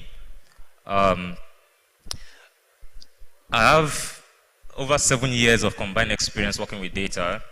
I started out pretty much in 2015 as a fluids analyst for a petroleum services company, and went all the way into data science to leadership, and very recently as a staff data scientist. In addition to that, I'm currently pursuing a PhD in mathematics with focus on decision theory, which happens to be the cornerstone of our topic today of experimentation. I have a master's degree in mathematics and statistics. I was pursuing the master's in financial engineering in 2020, but I couldn't keep up, so I just had to pause. It's a very interesting, an interesting area that I really enjoy, so I hope to go back to it in the near future. Of course, I've been a many-time graduate of the University of Online Courses. I've taken over, 100 technical courses, also, other non-technical courses as well. These have been very useful for my my journey as a data scientist. And yeah, so that's pretty much about me. So what are we looking at today? Experimentation, recipes for scaling commercial data products. Pretty much want to explore how companies can drive decisions with data. When an organization makes data their core asset, they need to go from from relying on intuition and opinions to actually driving decisions with data. And to accomplish that, we can use data to make so many decisions on the product level, but you can also build data products. A data product is simply any product that delivers data that is specifically designed to deliver data for internal stakeholders and sometimes for external users as well. A recommendation system is a data product, for example. A metric is a data product. A dashboard is a data product. A data platform is a data product. These things are basically delivering data for specific purposes, right? And when organizations start talking about being data-driven, these are some of the things that they begin to consider. We want to build data products, and to get to this level, we begin to talk about commercialization and scale. Remember, we're talking about recipes for scaling commercial data products. So we want to make money with data. So forget all this talk we talk about, we are doing data and all of that and packaging the whole thing. What businesses really need is to make money. So an organization or a company will not invest in data initiatives until they see the money-making capability of that initiative. Then when we begin to commercialize such initiatives, we begin to think about scale. So when an organization is thinking about scale, what are the things that they tend to do or they need to do to get it right? For them to get it right, they have to be data-driven, but data-driven is beyond what people make it to be. Data-driven is not data analytics-driven. It's not data science-driven. Data-driven is really pretty much driving decisions with data. The answer, the key we are looking at here is data. Data science, analytics, and all of that are only specific methodologies, methodical approaches for connecting data to decisions. They are not the ones that really drive the decisions. They only connect. And a lot of people get it wrong. We rely on so many techniques in isolation. For example, you see companies that focus specifically on machine learning for use cases that are not strictly ML use cases. And then they fail, and then they're wondering why they're failing. But it's machine learning. They bought into the hype and all of that. But it doesn't succeed because even the big tech organizations, the likes of Google and all of that, they use machine learning, but they don't rely on machine learning because it's not the core of data science. At the very core of data science is decisions, is the science of decision making. Are we good to go? All right, so moving on. We'll be looking at a few key things. Because of time, I'll focus less on a few areas. So we'll look at what is experimentation, why, when, who can use it, types of experiments, experimentation workflow. We'll look at management and culture, and we'll look at some of the lessons from industry. So we start with the first one. Experimentation, what is it exactly? What are we really talking about when we talk about experimentation? It's the application of the scientific method to validate ideas or hypotheses using evidence. Basically, we're just trying to say that we want to understand what is happening beyond what the data is telling us. We want to understand if we are actually getting ground truth from this data. Because we can't possibly get data of the entire population of interest.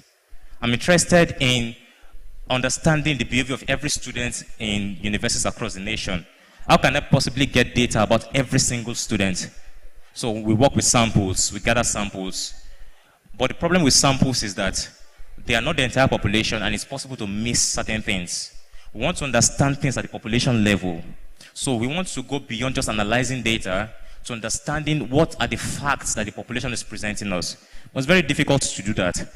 So we need experimentation and the keys and answers it provides to us to accomplish this. You know, it's well known in science. Businesses and tech companies are just pretty much catching on this fact that has been well established over the years, that experimentation is the most potent tool to unlock answers to really difficult, challenging questions that arise from many complex situations. Human behavior is complex, and when you want to understand human behaviors, you want to predict that behavior, you build models. By the time your models are done catching up on those behaviors, the behaviors evolve, they adapt.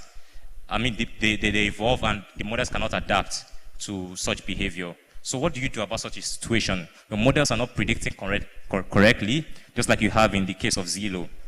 Now, we use experimentation a lot. It's not a new subject, really. If you are from a product company, you'd understand A/B testing and things like that. We use experimentation in product environments. So it's not really a new thing. It's also used a lot in marketing when you want to optimize marketing spend. The focus of my communication today is on data products, and this is an emerging theme where experimentation is being applied.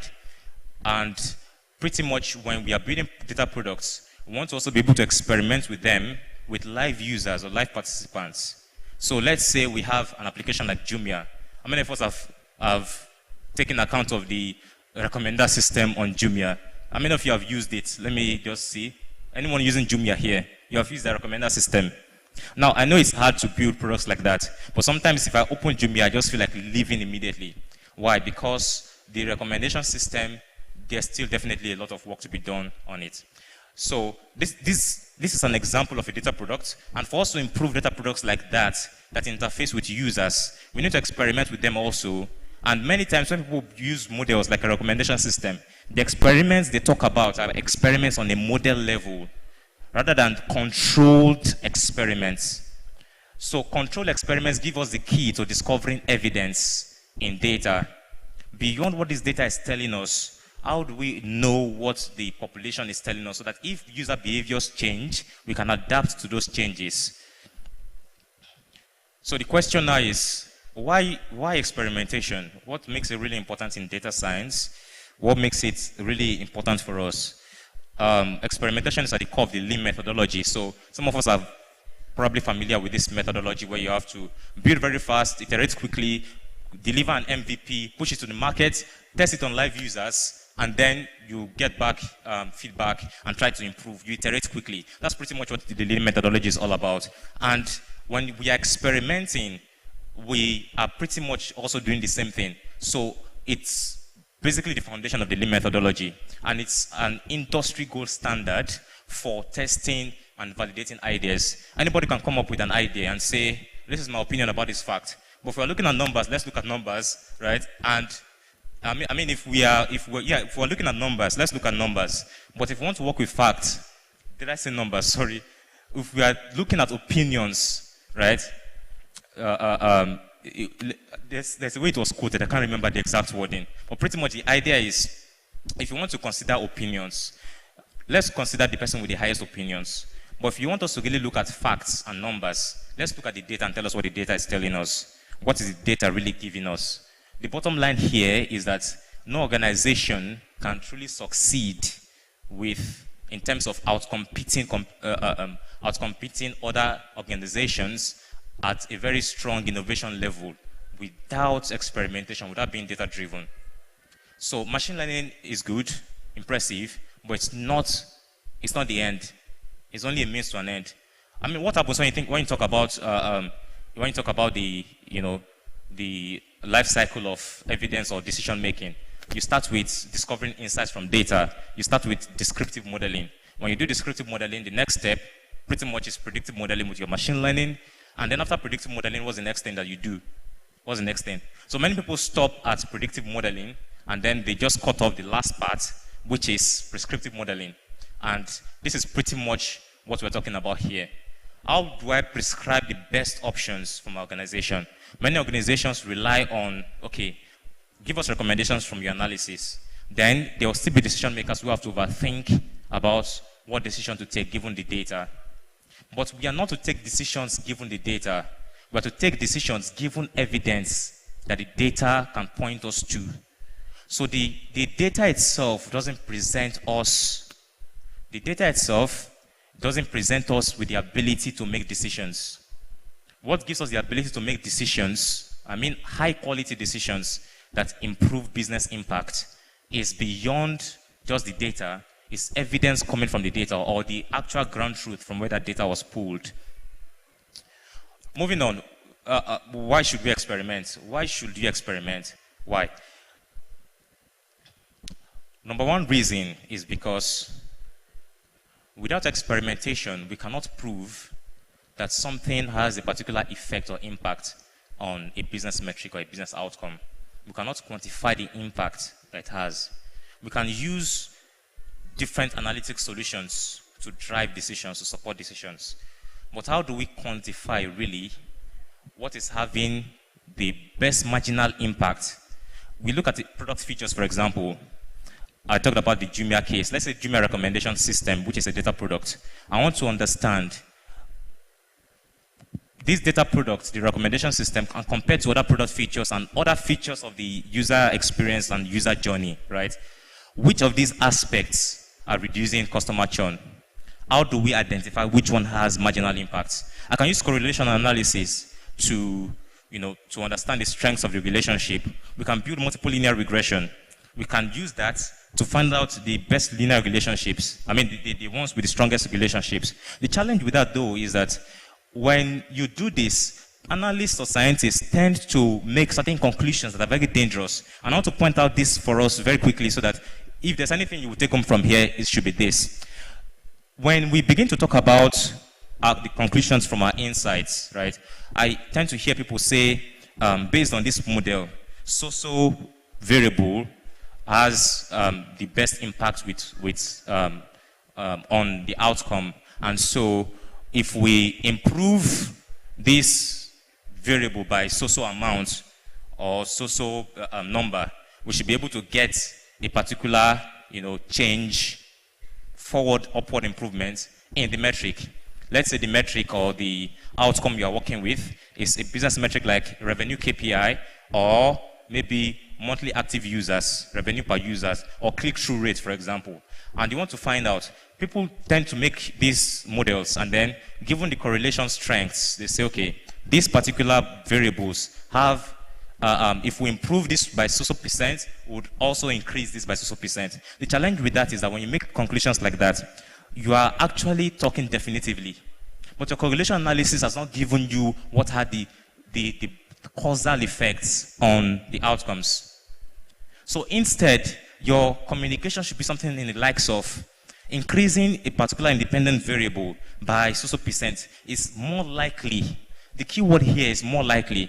Make it a probabilistic statement, because if you fail, they will come back to you, right? The manager of the team is going to get a lot of heated feedback, and is going to pour it on the team also. So make it in terms of percentage, in terms of probability. It's less likely or it's more likely. And then that tells decision makers that there's a margin of error for our risk, and we want to really understand how much risk that we have here. If you want to make high quality decisions, you need causal understanding.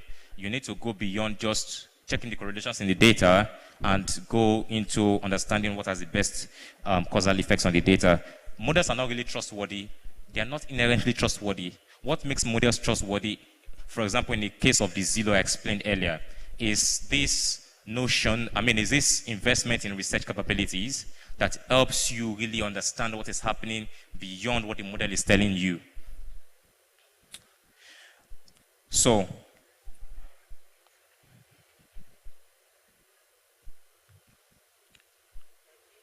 now we have covered why experimentation. So the question is, when should you experiment? When should you experiment? As much as experimentation can be interesting, it's also important to note some key important details. Experiment when you have enough traffic to actually test. So you don't just, randomly test any numbers, just maybe 1,000 persons want to test. No, because it's a very controlled way. So there's also need for, designing hypotheses and really understanding what are we trying to test exactly. Is this hypothesis testable? We don't just test any kind of ideas.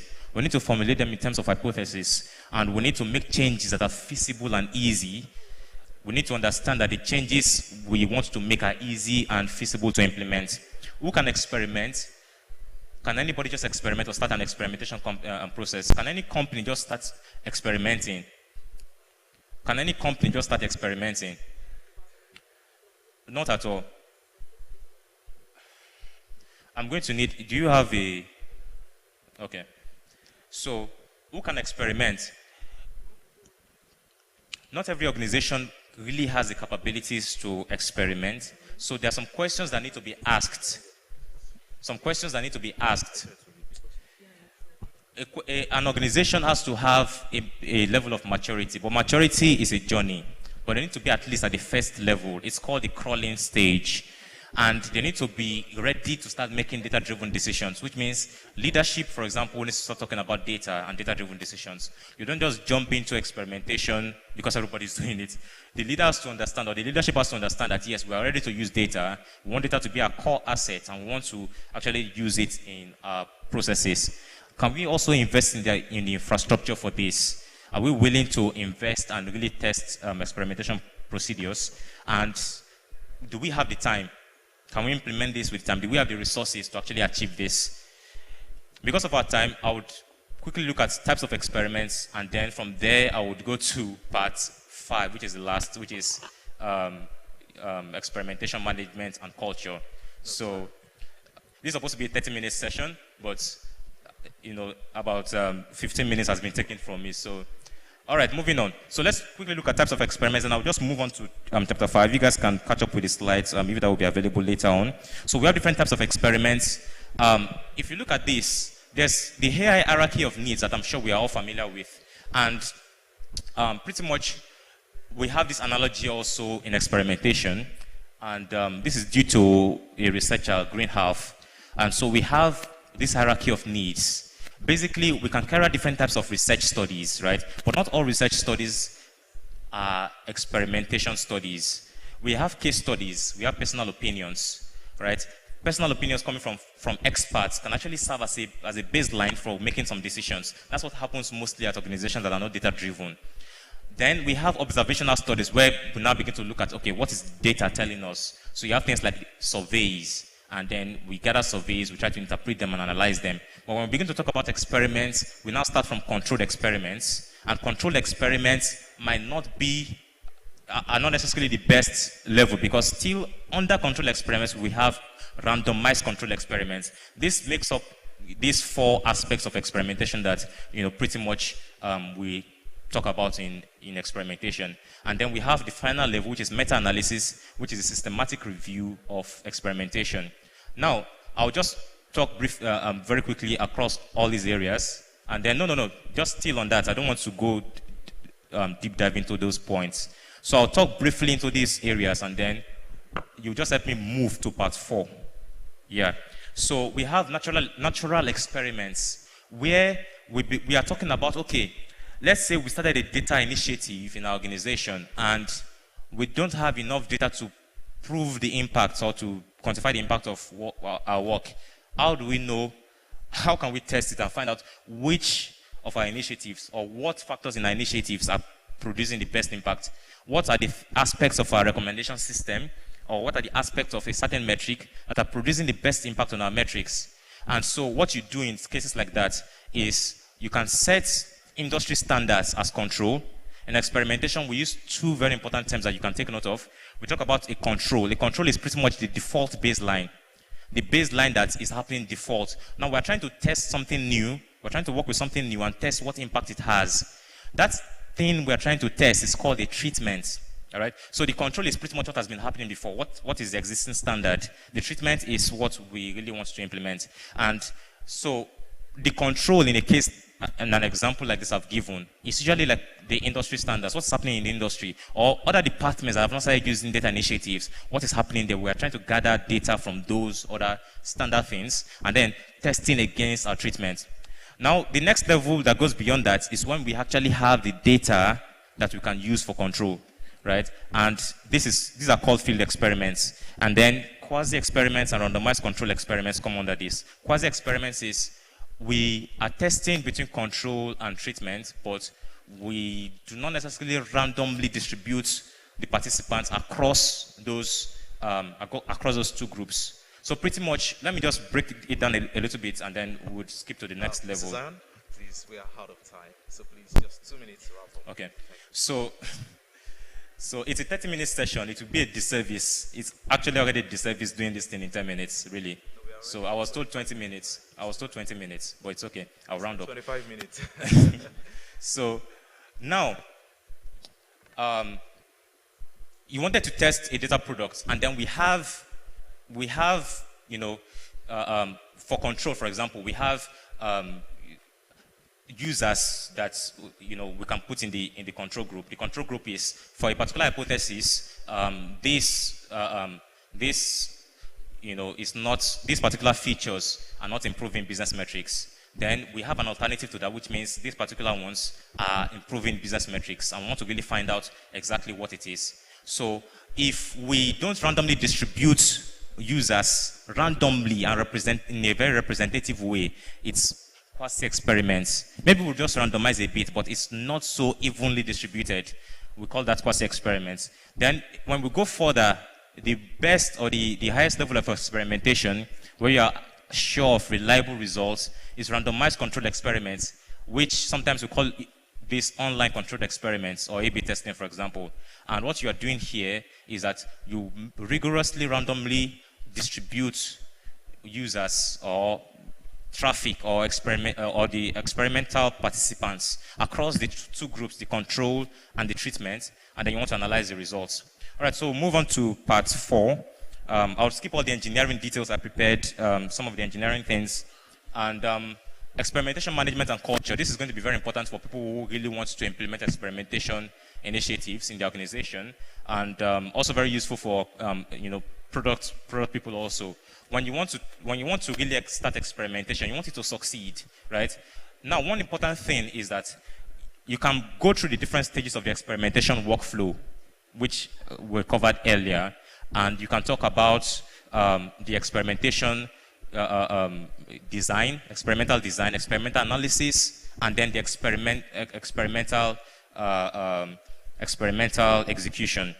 Then when you are done with that, how do you really put all these pieces together? How do we make sure that it works at an organization level?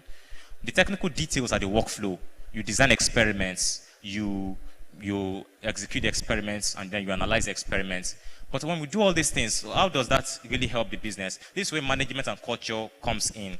Management to manage at the product level to manage the details of the experimentation. Culture is to manage the leadership aspects, the organizational cultural aspects, ensuring that literally every member in the organization is literate about data-driven. Remember I said earlier that no company is truly data-driven without experimentation. So at best, they are just data-informed. And this is what a lot of people don't know when they adopt the terminology of data-driven. So at the core of all these things, when you want to really scale experimentation, you have to really integrate what you're doing. And then people who have experimentation expertise must be embedded in teams that are experimenting. You can actually scale experiments to, millions of users. You can run concurrent experiments. But how do you manage all these things? How do you ensure that it doesn't break a production system? You have to build for scale, right? Sometimes, I talked about the crawling level earlier, which is the first level of maturity in experimentation. And in a case like that, you have, people who, they have started out the experimentation, but they just maybe build a statistics library around their production system and then they execute the experiments. But when you begin to deal with millions of users, multiple experiments running concurrently, you have to build for scale. You talk about now using data engineering, big data tools pretty much. And, so this is on the experimentation management level. The next level is experimentation culture. And here, you want to ensure Thank you so that much. We know you love this topic. We know. Please, let's give Mr. Zion a round of applause. Thank you so much. All right, everyone. Interestingly, we've spent exactly 30 minutes. You won't believe it. Really? I tell you. So thank you so much. Can I just take questions? Any question very quickly? Just one question. Just one question, if anyone has. Yes, please. Very interesting topic, actually. All right, sorry. So this particular topic is very key to the whole data structure, especially science and statistics. Is it possible for us to get this slide specially? Sure, you'll get the slides. Yeah. I think they have a way to handle that. Yeah. All right. So thank you very much, everyone. A round of applause. Thank you so much. Thank you. Thank you so much. When you are passionate about something, you won't know when time goes by. Please give Mr. Zana another round of applause. Thank you so much.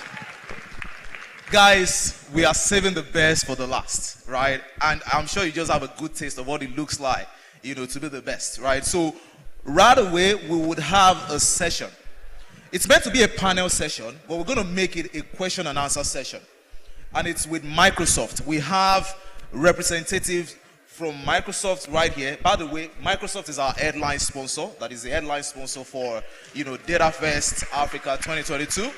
All right, you want to really clap, really. I mean, thank God for Microsoft, right? So we have speakers. As I introduce them, please, they will come up stage and please just give them a round of applause. You will have opportunity to ask them questions. They're going to be sharing on data governance and data certification. So if you want to know more about, certification with Microsoft, then definitely you want to ask them questions. We're going to do that just for 15 minutes so that we can move to the penultimate agenda and then we close. Sounds good? Do I have our buy-in? We're going to be here till we're done because we have a raffle draw and we're going to present, certain things. So there's also an announcement. Yesterday we had a data engineering session where a particular lady presented, right? If you're that lady, please, you need to meet with Yinka. If you're that lady that presented yesterday, please meet with Yinka. I think there's some good news for you. Okay, she's right there. Okay, good. Okay. All right, so we still have some missing items, just in case you've missed some item. Airports, wristwatch, cables. Please just meet with the organizers, right? To my right. All right, so straight into it, right? So I have Lebong. Apologies if I murdered her name, but all right. So we have Lebogang, who is the Azure go-to-market manager and developer audience at Microsoft. She's going to be coming on stage right now. So please, let's give a round of applause as she comes off stage. Okay. All right. So we also have Josh. Josh is the cloud advocate, data analytics and engineering at Microsoft. So please give Josh a round of applause even as he comes on stage. They are coming on stage, so you might as well just keep clapping if you don't mind, if your hands are not busy, right? Because you're going to have a live opportunity to ask them questions, right? And we'll do that within 10 to 15 minutes. Then we have Chooks. Chooks is the Azure GTM lead, Africa Regional Cluster at Microsoft. So Chooks is going to come up stage, so please let's just give them a round of applause as they come up stage. So please, you can come up stage and have your seats. Thank you. So we're going to be taking questions, like I said. It's meant to be a panel session, so you are the moderators, right? You are the moderators. You're going to ask questions. If you have any question whatsoever around data governance, if you have questions around data certification, these are the subject matter experts, and you want to ask them. So please, another round of applause and make them feel welcome. You need to celebrate them so that they can dish out all the hidden secrets, right? So thank you so much. I'm going to just give you the mic so that as the questions come, we can just... All right. So like I said, it's about data governance. It's about data certification. But before then, it's always good to just hear from them, right? So let's spend the first 3 to 4 minutes just to hear from them, learn more about what they do, all right, and what are some of the interesting things, more or less like an icebreaker for us, right? Then we'll go in and just take about 3 or 4 questions if you have, right, based on whatever they've said. Sounds good? So I'm going to start the question. Josh? Good. So let's start with Josh. Just not really a question, just an introduction of yourself, some interesting facts about what you do at Microsoft that might be interesting to the young, the brilliant chaps that we have here. Right, thank you. So, good evening. Good evening. My name is Josh. I'm a cloud developer advocate at Microsoft for the data analytics and engineering team.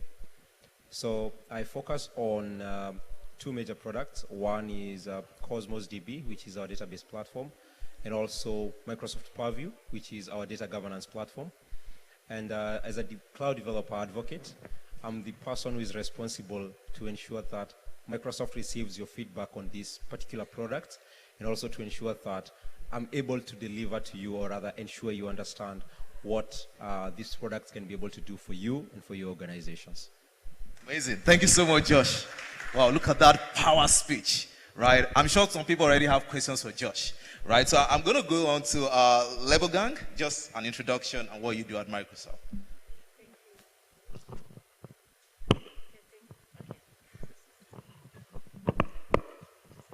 Thank you. Good evening, everyone. My name is Lebogang Madise, but you can call me Lebo for short. I look after, I think I'm the only non-data person here. I look after developer audiences, so my background is in software development. I'm part of the Azure Business Group team at Microsoft, looking after engagements across Middle East and Africa. So the reason why I'm here, even though I'm not a data-focused individual, is because our CEO, Satya Nadella, said, you know, data is the most important architectural consideration for any software development project.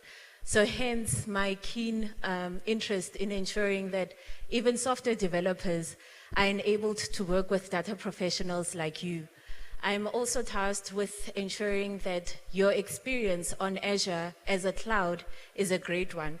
So you can ask me any questions, either based on the platform itself or on any certifications that are Azure related. Thank you. Thank you so much, Level. Thank you. All right, so I'll go to Chooks, introduction and what you do. DataFest Africa. DataFest Africa. I'm a businessman. DataFest. DataFest. So my name is Chooks. I own the Azure business in Africa. And when I see all of you, the excitement, the energy, I'm seeing the future of Azure in Africa. I'm seeing the sustainability of the business in Africa. So a very big thank you to every one of you. Deep, deep, deep appreciation. I love the energy, I love the excitement. Mine is to ensure that we continue, or we make this an annual event. It's for us to see how we can continue to support you with the tools that you require to make your coding easy, to make your analysis easy, just being there for you.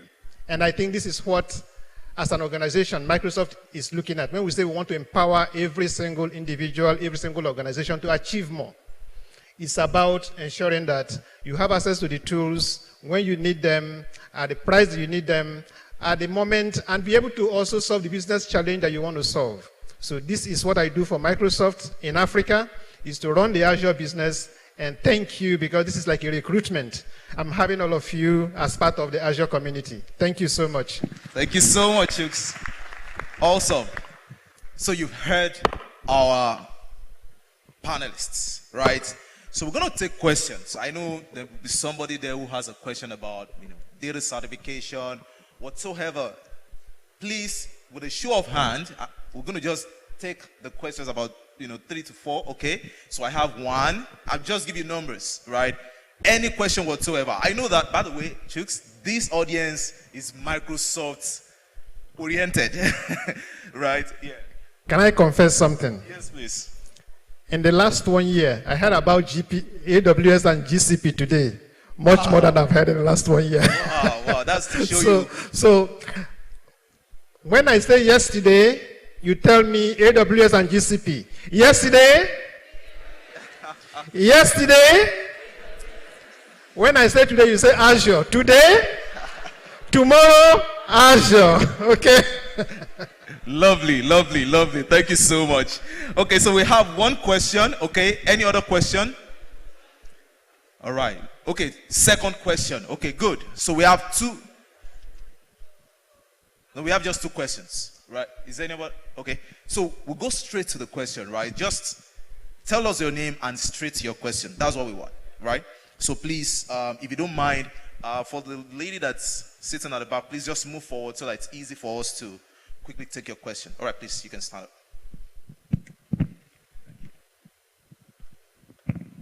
up. Good evening, everyone. My name is Arinze, and my question is directed to Josh. Good evening, and thank you for the introduction. So my question is, for the career path in data governance, how do people go about it? What backgrounds are best to transition into data governance? Is it best to have like experience in data analytics, or you could just come off as a beginner and then be data governance in a very large organization? And what are like certifications that are available? Because you don't see so many boot camps around data governance as you would see with data analytics or software engineering programs. Thank you.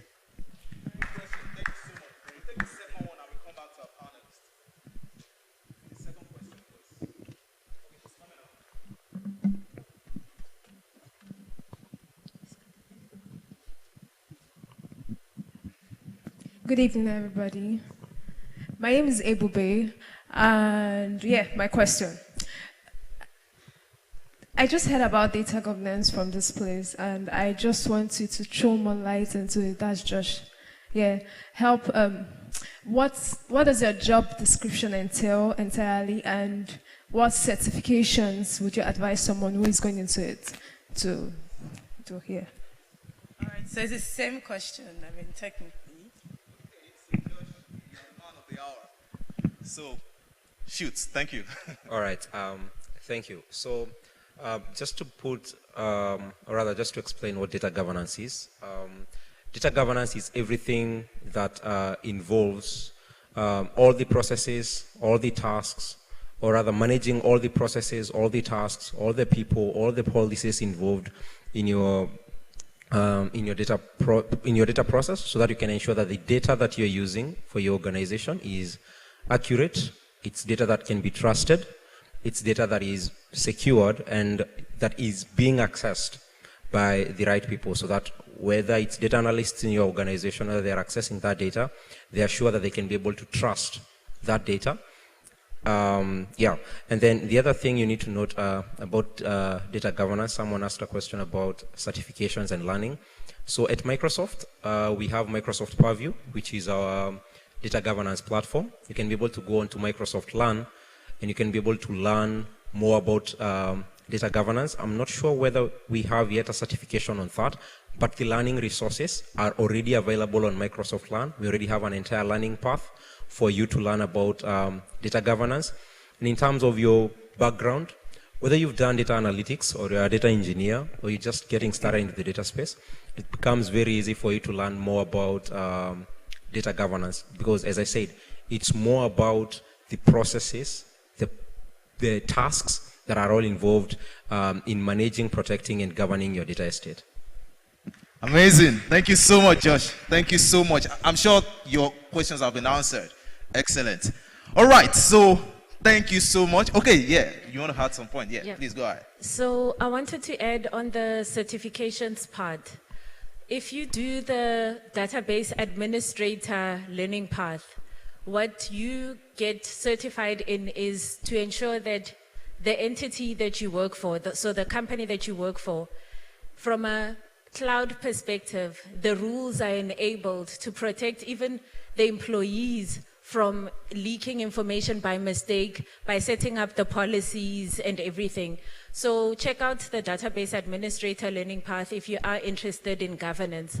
And governance in a data format does feature in database administrator, but if you're interested also in the finance aspect of it, you can check on Microsoft Learn.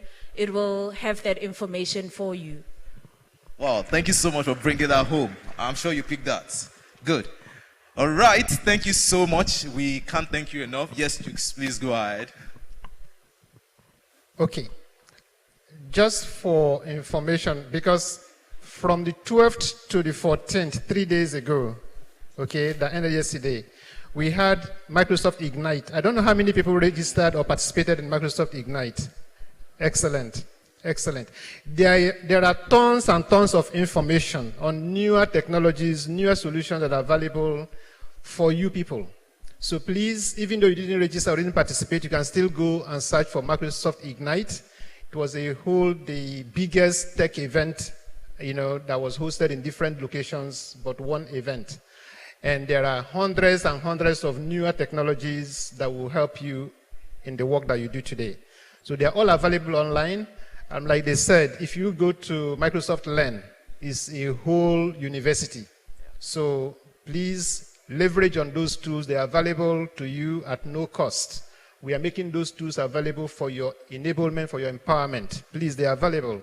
And I know the organizers will always drop our contact. If you have any question, okay, need any support, please reach out to us. We'll be able to ensure that we support you. Thank you. Amazing.